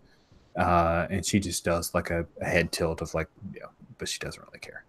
Of course her name's Celine. Right? Cool. So I'm like, hey, now we all know they're the Yes Man and company, yes. right? Yeah. So I'm like, hey, the Yes Man, have you figured out what you're going to order? And I'm putting his coffee things down and pouring them real quick. He laughs. Of course I have. All right, I'll what's take it it. gonna be? He starts calling out his order to you, and then Celine. She asks a couple questions, and she doesn't seem like she's going to eat much. She all of a sudden a few pieces of ice show up in her tea, and she, oh, this is good. This is good. This will do. She goes, okay. And she goes, so are you allergic to onions? Is that why we're moving around the menu that way? Or wait, who are you suggesting might be allergic to? The cold heart, just because of the way things that she like the questions she was asking and things she was trying to choose. So Yeah, I like that. I like that. Yeah, she says, I do have I do have a few allergies. There are no peanuts in any of these two dishes, are there? no, of course not. No nuts at all. But just say the word. We always keep some utensils in case like it touches the big one. So nothing with nuts and onions. I should have them avoid that too. If I find them distasteful. Oh yeah, lots of people have that reaction to it. I'll just make that a note on the thing. Don't you worry, okay? Cool. And she does this thing where she kind of lowers her, and you see her eyes almost look like cataracted. There's no color to her pupils, and she says, "Thank you." And she slides it back up again. Sweet. So we'll swing out wild card. What has motivated you to come to Cyprus? Is it in preparation for potentially going out tonight, or have you stumbled into some money and won a meal? Why are you coming in tonight? I think he finally got paid for one of his ad copy gigs, and he's got some money, and he really wants to eat well. When he doesn't have money, he eats at the crappy hole. I mean so that's where he eats when he doesn't have money. Because he's not cooking anything. There's no way. Cut to his tenement apartment, and like the stove has this film of dust over it. And there's like one of the dials is like it's just a little knob thing. It doesn't have the dial on it anymore, and there's so much just the trash is just full of crap takeout, little like folding boxes of old Chinese takeout that were mostly eaten and then just thrown into the trash can. It's terrible. Yes, I like that. There's like a large black mark on the stove when he tried to cook with magic. Yep. I love that. It doesn't work well. So he got some money. So he's coming out to get some good coffee and some good food. Cool. Would you sit by yourself, or would you actually try to sit with Jake? I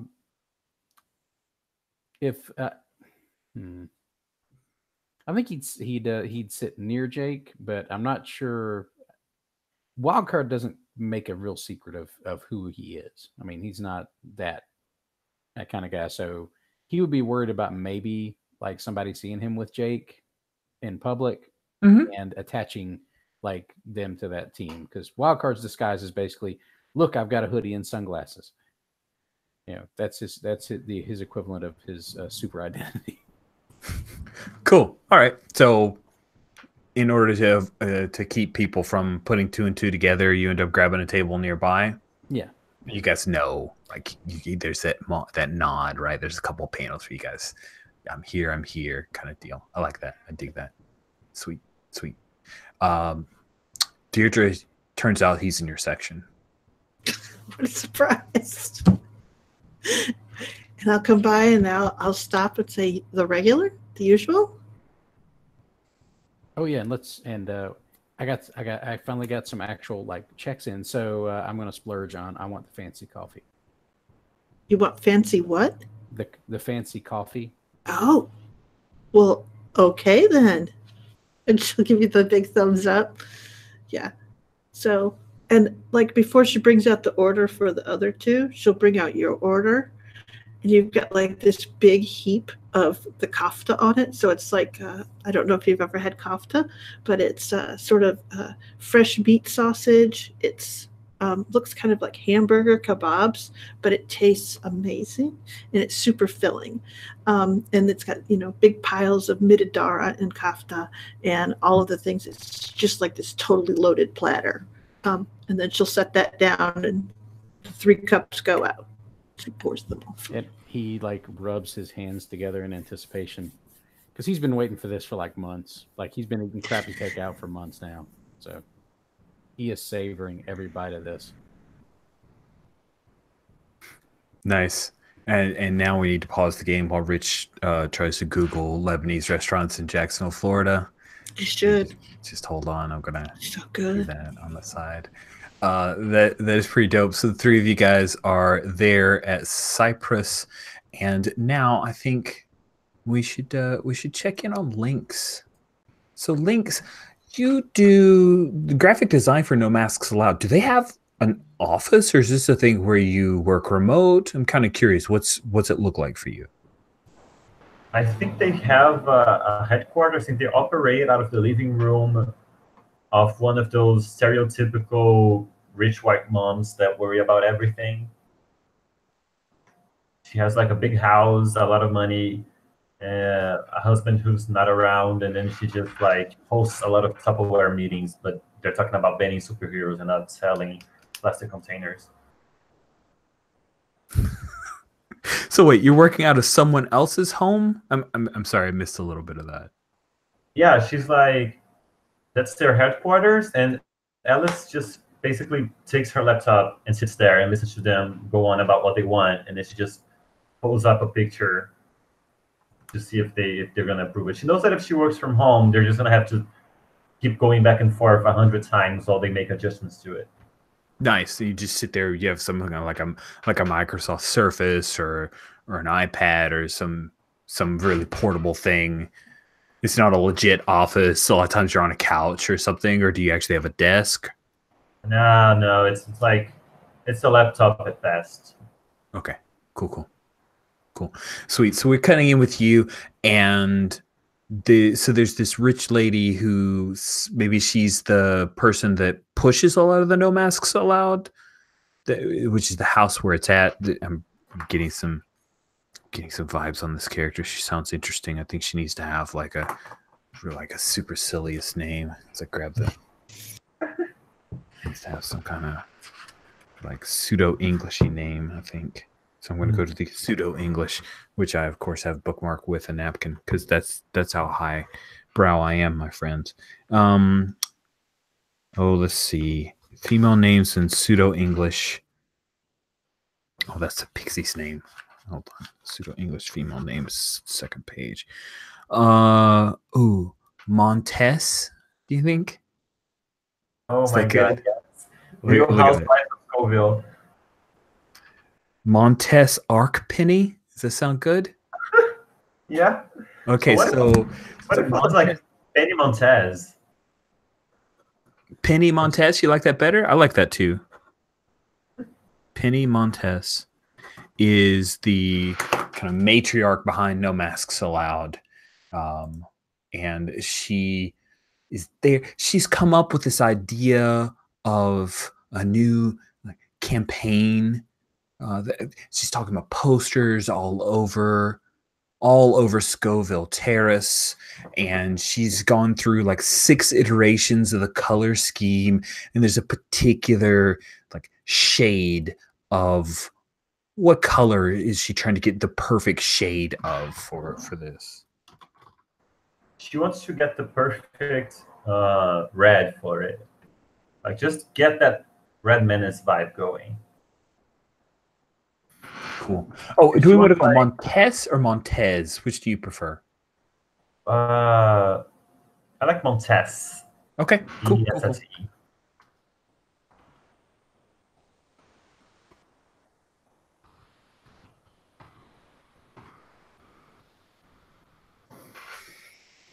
And so you're in the Montes mansion, which has a nice alliteration to it.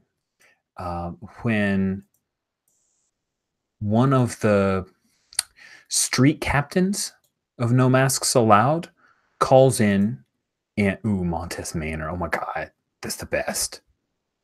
Thank you very much, Montes Manor. That is a thing. Lives at Montes. One of the street captains for No Masks Allowed calls in. She puts it on speaker because Penny is open about her business. She has nothing to hide. She would not put masks on anything. And the guy says, "Hey, Penny, this is Bill. Yeah, I'm in sector B. Listen, that guy Styrofoam, he's down here, and now do you want me to call the cops?" And Penny says, if you could, yes, I would appreciate that. Thank you very much, Bill. I'll go ahead and mark that on the board, and I'll go ahead and reach out to the Future Legion. Great, thanks, Penny. Thanks. And he hangs up. So Styrofoam is a person who Lynx. He has this weird power, like a mutant ability that allows him to create effectively like this weird foam type thing, and he can foam things up, and he can kind of change the texture of it. He's used it to build like shields and walls, and the rumor is that he can like turn himself into foam. But what is it that you like about the person that is Styrofoam? So do I know him in civilian? No. Do you know him as civilian, or do you know him as Lynx? I think I know him as Lynx, and I like that he's a hero, right? He is now. I'll say that he's kind of not perfect. It's not a perfect hero. He's kind of like steals from the rich, but doesn't really give to the poor. So he's halfway there. The thing I like about him is that he never punches down. He always like creates trouble for people who already have something to lose, like the big companies and stuff like that. But he's not a hero. He's kind of an asshole, but he's a fun asshole, and he makes good quips, and he always has some time to talk to the press before evading arrest. I dig it. Nice.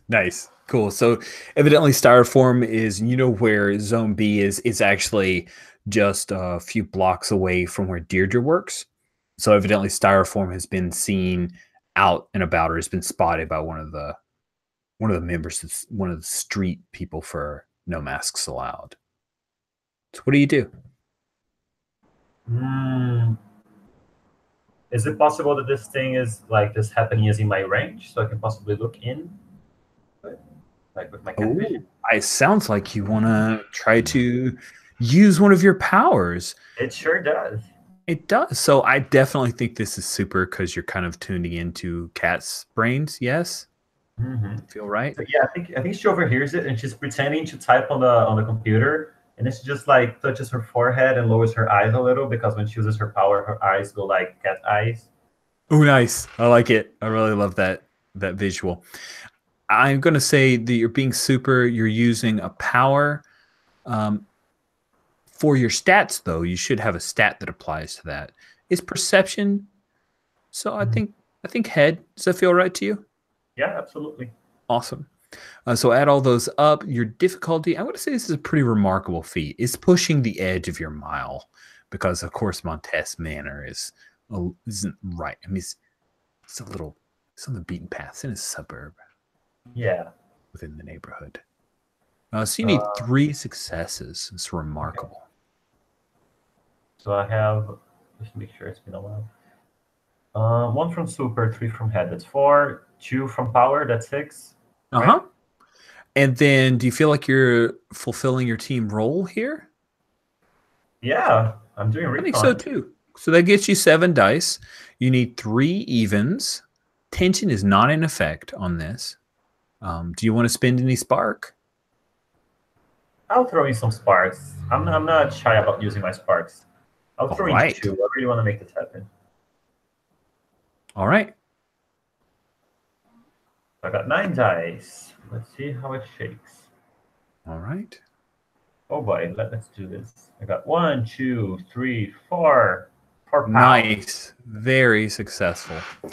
So you see there is a particular alley cat. Like we cut in, and there's an alley cat that is right near a dumpster, kind of in that the dumpster, when it was dropped back down by the garbage truck, there was a little bit of a skinny space, and the cat's been hanging out there, and it's watching, and you see through its eyes the styrofoam walks along, and then it comes down that alley.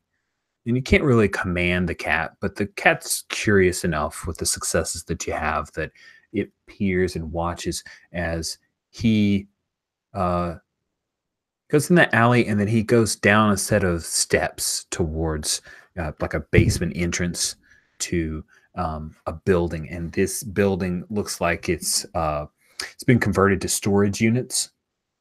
It's one of those where it sat vacant for a while, and then somebody said, "Hey, I can make some money. I just need to get some bank to front me a little bit of money," and they made it into long-term storage. And it's one of those long-term storages where they have just basically chicken wire fencing, and then locks on the side. And he's seen him kind of slip his hand in. His hand kind of foams out a little bit, and the door pops open. And he steps inside. I'm gonna. Oh yeah. So, do I get anything more? Cat doesn't follow, and he basically that's what you see as he goes inside the storage area. Okay. So yeah, I think the camera like pans out from the cat's mind back into Alice, and then she just picks up her phone and she goes. I think they have a text chain at this point.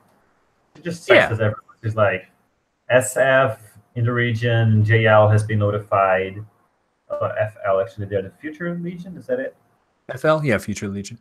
Yeah, FL has been notified. Penny's still a bitch. It's Sorry. Yeah, and I think she's gonna try to make up an excuse so she can go over there and see what's going on, because she likes Starform. She doesn't want him to get busted at this point, and it's always good to get in the way of the Legion. Awesome. So, you get up maybe, and Penny says, "Oh, no, I." And she calls you Alice, right? Yeah, because she wouldn't bother to learn how your name's actually says. Alice, no, I insist. We are so close on a breakthrough with the Shade. I need you here. I am so sorry. My roommate has an emergency. She just like did a bad hair job, and I have to leave right now. She just needs me. You know what it is. You know how it's like. So I'm going to say that you need a typical result to talk your way out of Penny here. So you're being normal, and you're talking your way out of it. So you start with 5 dice. Okay. Let's do this. I got 3 hits, 3 pals. So 3 pals, awesome, and thank you for using my terminology, because I don't know why, but it tickles me to say pals. Good. So with 3 pals, you definitely get it. And she says, "Your roommate is too much trouble, and you really should look for another roommate. But if you need to help your friend, then you go right ahead. But please email me some specs later tonight." Oh, absolutely. I have such a shade of blood orange in my computer. I'll just look it up and send it to you. Oh, blood orange. Oh, God. That is so good. So good. Alexa, write down blood orange. Okay. Sweet. So we cut back to the Lebanese Cafe Cyprus. And as you two guys are at different seats and getting your food, wild card, you get the nice big meal set in front of you. It's very filling, and you hear the little hero app, and Cold Heart looks up, and Yes Man says, "I know." And he reaches and stands up, and she stands up, and they've barely just touched their. He's finished his coffee. He was waiting for a refill. She's barely touched her mint, and the food's still on its way. And he throws down $200, and you're coming out with the food when he does, Deirdre. It looks like they're about to. Well, they're not dining and dashing, but like they're getting ready to leave. What do you do? Do you guys want this boxed? Celine says, "If you could, this won't take long. It's just styrofoam." Oh, that's what I'm going to pack it in. Yeah, styrofoam. Okay. Right.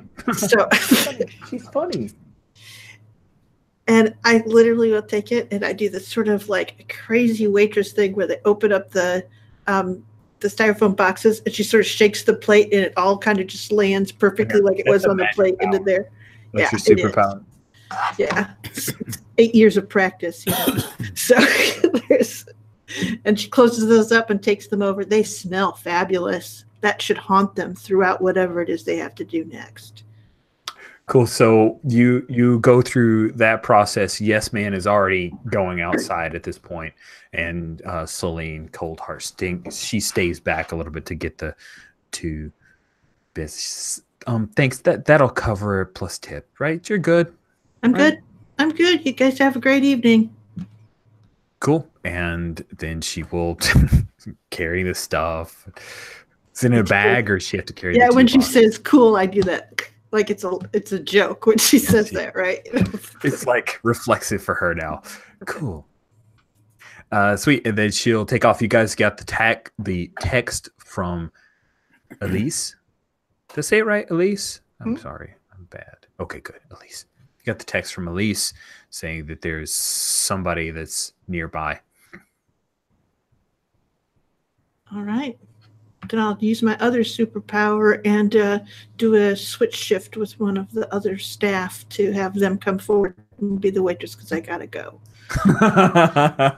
Nice. I don't have any Lebanese names. I don't think our names book has Lebanese, sadly. So I don't know any cool names. How about Elena? Elena? It's like You're good at this. In a little practice, you'll be the best. She looks over at the $200. She goes, "Give me half." That seems reasonable. Okay. And she will take that $100 bill, and there will be no complaints from her. Was no die roll needed. Okay. Yeah. Sweet. Elena? All right. Elena will come over and check on you, Jamie. How is everything? Do you need another refill?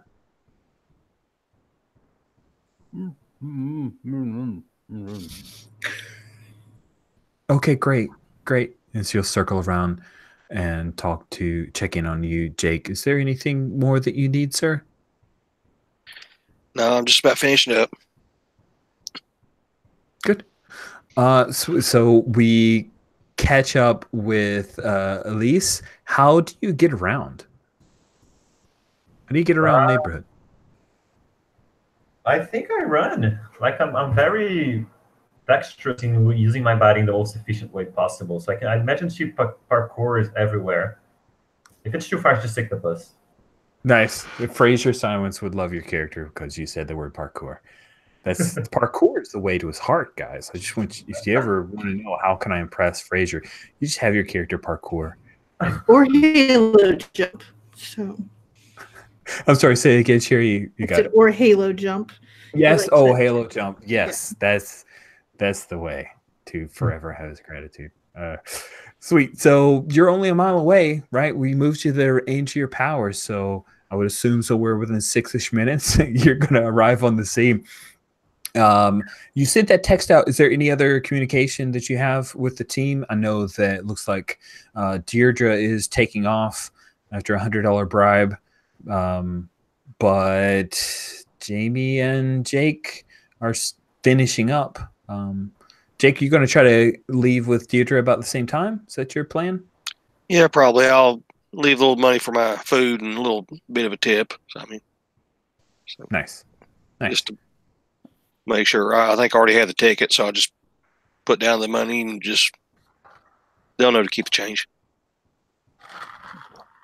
Riot Act, have you created reliable hands-free communicators for your team? Let's say sure, yeah. So yes, you guys have communicators. Feature League isn't one that only has the fancy stuff. Though ours is probably just a little more kind of just cobbled together, but yeah. Instead of Bluetooth, yours is like an IR kind of deal. It's almost like a remote, like you have to angle your head the right way. No, it's good. It works.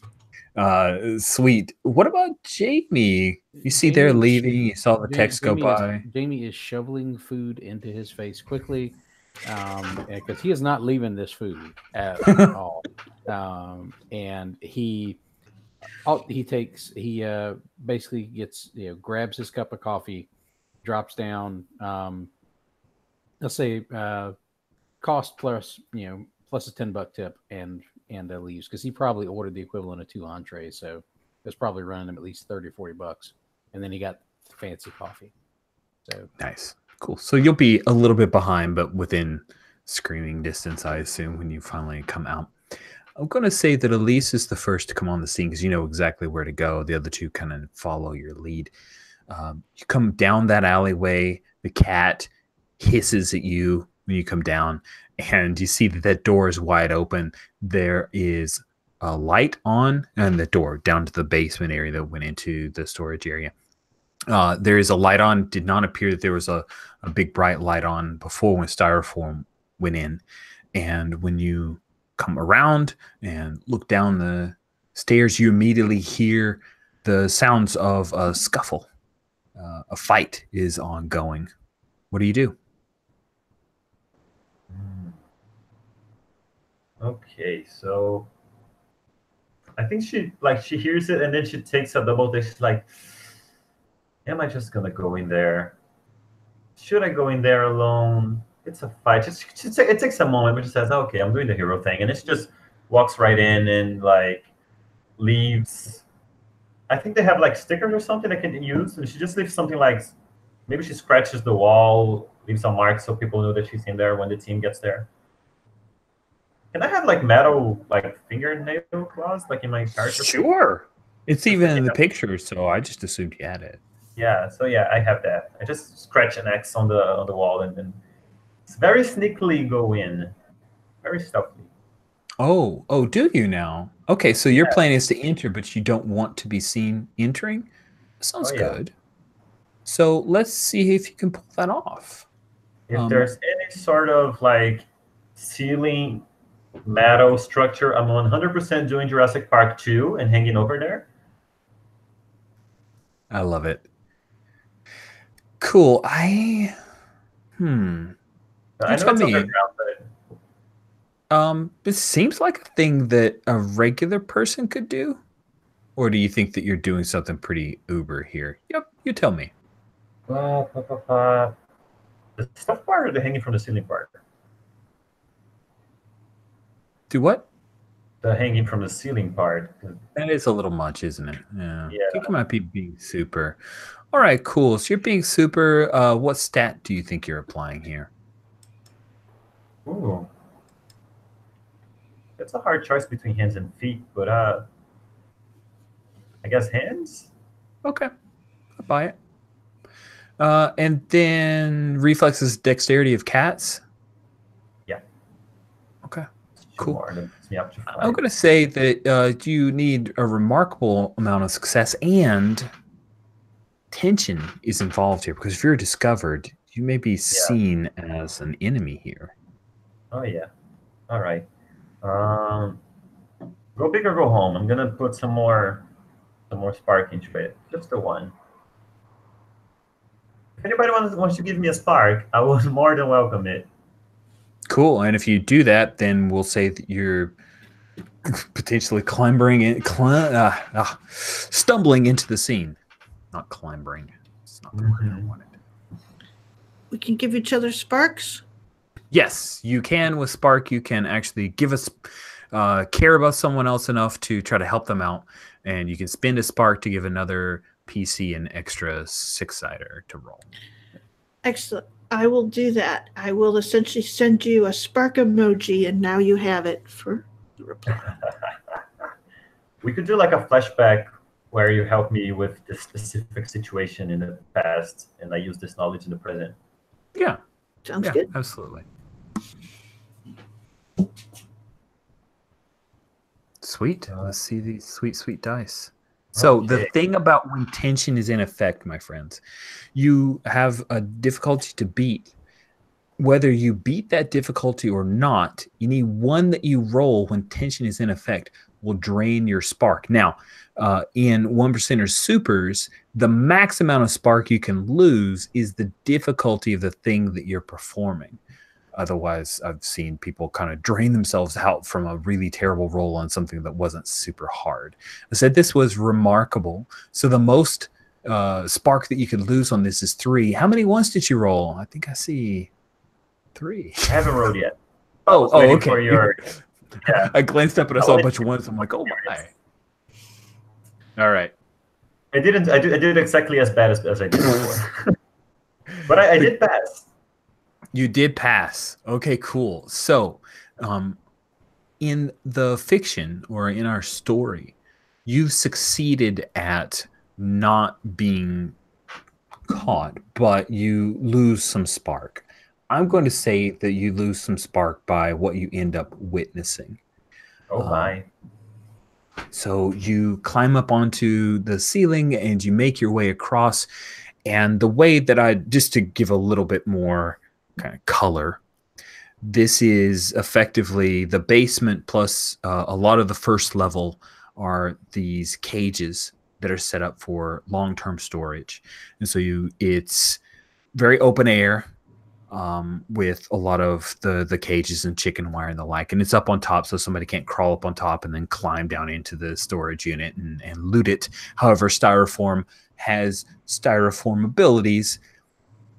But what you see is that Styroform, and you hear, is that Coldheart has frozen Styroform's right hand, frozen it completely solid. And as he screams out in pain, Yes Man walks up and punches it, and it shatters, just like somebody shattered a mirror. And it just falls down to a bunch of pieces, and Styroform is laying there in shock. It's like about to go into shock. And Yes Man grabs him by his shoulder, just like he grabbed Jake's shoulder earlier, flips him over and says, "And now you know crime doesn't pay." And it looks like he's not quite done because he reaches his hand back. That is when both Jake as well as Deirdre, or now I'll transition to Super's names as Riot Act and Static. 2 of you see this. And yeah, so you're recording this on your phone. That's fine. That's not even a roll. You can totally do that.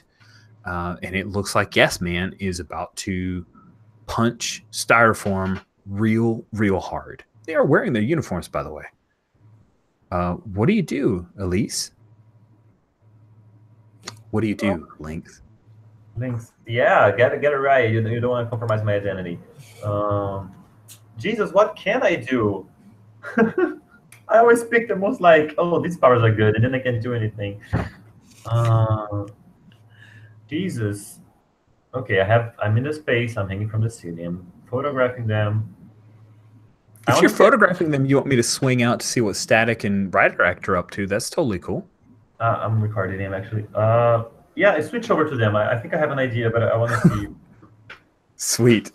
So Static and Riot Act, you see Coldheart as well as Yes Man are currently attacking with violent intent Styroform, a guy who's half Robin Hood. He's a sneaky thief who uses his powers to, steal from the rich. And it looks like Styroform was trying to break into one of these particular storage units and has been stopped. You see the tattered, like the cracked remains of his right arm. What do you do? Okay. I think that what I'm going to do is, at this point, I probably will do the sort of disappearing act. I will jump up into the electric current. I'll travel there along the light fixtures. And essentially what I'm looking for is, wow.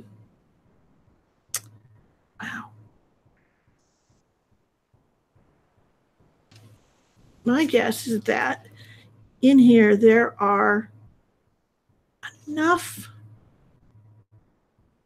like I want to set off enough machinery so that there's a sort of cacophony that all of a sudden goes on. So like everything that's plugged in, I want to turn it on all of a sudden.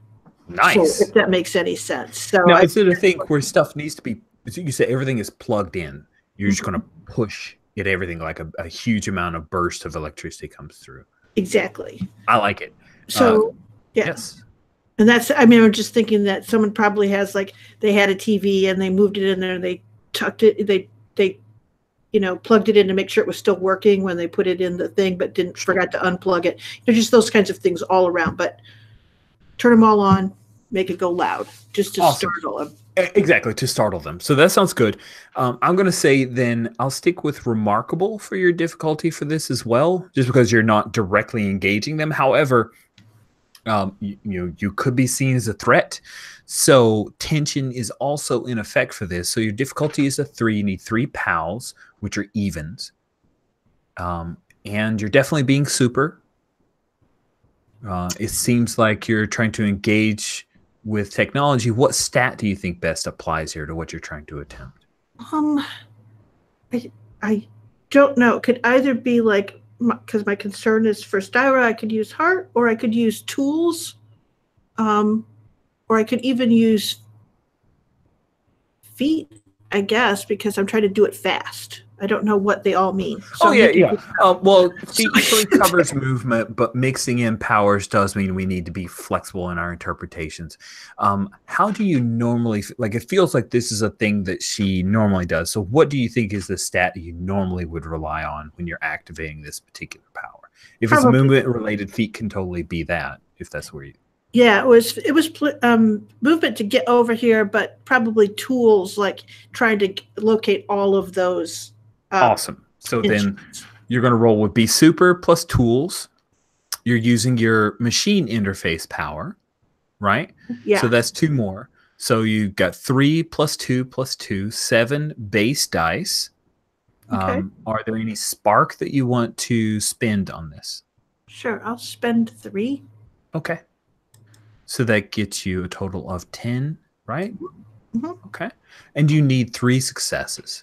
Okay. Ones will count against you here, even if you are successful. Okay. But only up to 3 spark could be lost. Right. You are so mean. Yes. It's important for me to say that. Okay, here we go. I'm submitting. Aha.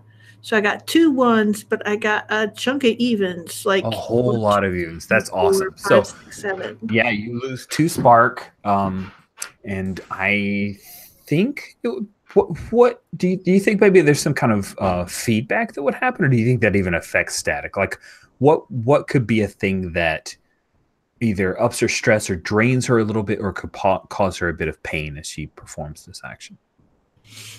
I think that there's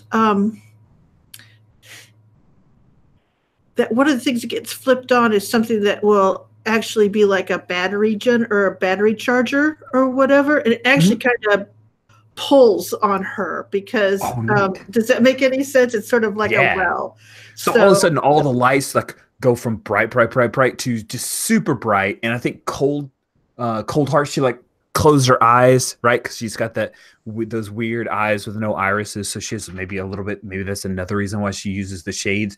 So the amount of success you have, it seems to stun her for a bit. And Yes Man looks around and he's blinking and squinting, trying to see what's happening exactly. You've definitely stopped him from delivering that coup de grace. Styroform, though he's not like fighting back at this point, he's going to start trying to crawl away feebly. Riot Act, you are next. What are you doing? Okay, well, since they're distracted, I'll probably try to help pull Styroform out. So I mean, what we know about him, we know he's a hero, right? I mean, he does do like stopping muggers and all the other stuff. It's just that every now and then he gets a little greedy. Is that how it is? Lynx does he stop muggers, or does he generally just rob from a-holes mostly? Because I mean, if he's what's that? I mean, if he's just a straight up criminal, though, that's kind of going to be a little hard to reconcile with like what we do. So I'm just wondering if he does do some heroics. I figure if it's on his way, he'll stop violent crimes. He doesn't go out of his way to do it though. But he won't see someone get like threatened on the street and not do anything about it. So he doesn't actively hurt people. He mostly is just kind of a thief. But if he saw somebody hurting an innocent citizen, he'd say something, do something, knock it off kind of deal. So there's basically like conflicting reports. Where some people say, "Oh no, he's a hero," and then there's other ones that say, "Oh no, he robbed the." The news is saying, "Oh no, he's robbed these people." Oh, yeah. But it's kind of like the whole Spider-Man dual thing, where you got the papers are all slandering him or doing that, but the public, a lot of them are split on their opinion. Sure, that works. That works. I have a feeling that like he's kind of. I would say he's new chaotic good. He's like chaotic neutral if it was played by a person who's not an asshole. Okay. But I'll still try to pull him out of there because whether, criminal or not, though, I mean, the dude is probably nearly dead, if not close to, Yes. All right. Awesome. At least try to pull him out. Seems like you're going to try to run in there. Do you have any gadgets? This is totally up to you. We could go with the classic grapple little thing on a wrist mount or something. What you're saying? I need to write grappling rules for my RPG? No, I'm talking like a grapple gun type thing. I love that. I just want to be a smartass. That sounds awesome. Well, cool. So you're being super. You're using a tool. Yes. And gadgetry. So I'm going to say saving this guy is pretty incredible. And tension is in effect. Yeah, it's tough. I'll go ahead and use 2 tension to get a couple extra dice. 2 spark? Okay. I mean, 2 spark, yes. So what is that? We got 3, 6, 8. So that'd be 10 dice. Sounds good. Is that what am I correct? Let me do the 3 plus 3 is 6 plus 2, 8 plus 2 spark is 10. Yes. I thought so, but it's always good for me to say it out loud because sometimes Let's see. Okay, wow, this split everything off here. I had to basically relocate stuff. Oh, only 1, 2 ones, 2 ones. All right, so you needed, because the difficulty was incredible, you needed 4 evens. Which I have. I have 5. So 5 pals and 2 oofs.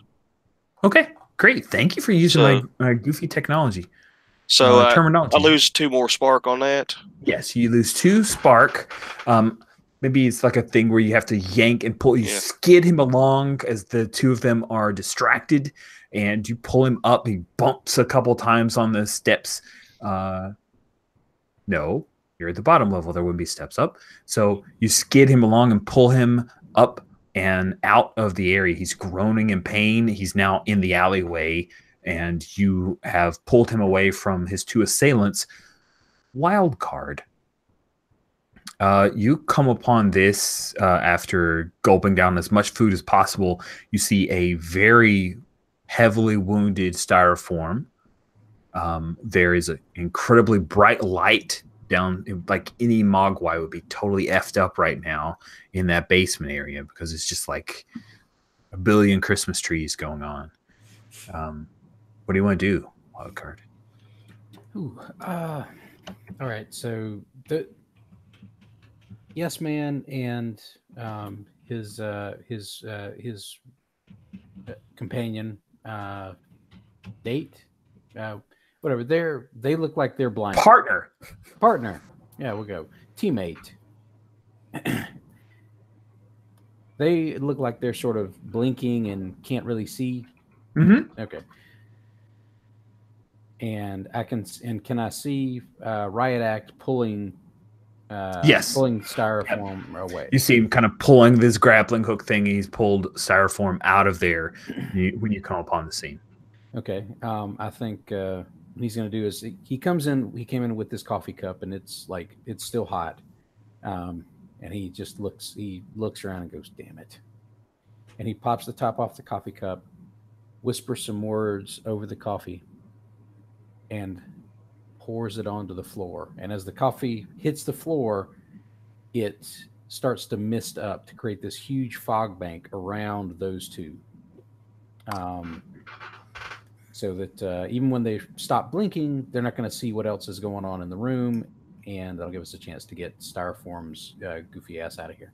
That sounds awesome. I'm going to say that because you're creating this kind of fog of war, as it were, that the difficulty for this is not that bad because you already have the advantage of them being somewhat disoriented, so they're not able to see what's coming their way as well. So I'm going to say that this is remarkable. I'm going to say that tension is not in effect, but if you fail, then they're going to be coming after you guys.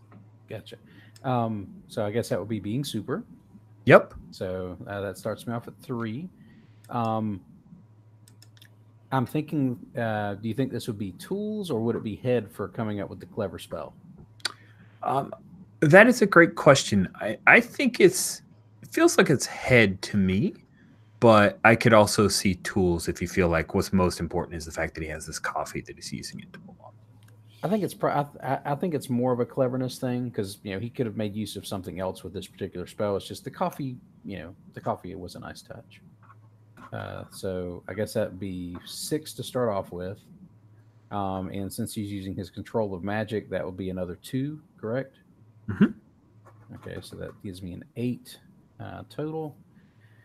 And how many successes do I need? 3. You need 3 successes. And I will spend 2 spark to give me 10 dice. Looking good. Because I want this to work.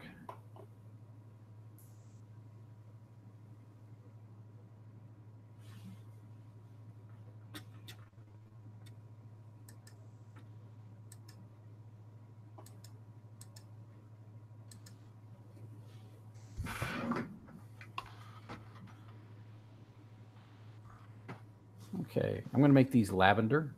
Okay, I love lavender dice. Okay, let's see. Yeah, you've got it. Easy peasy. So what does this look like? I mean, you kind of already gave us a little description.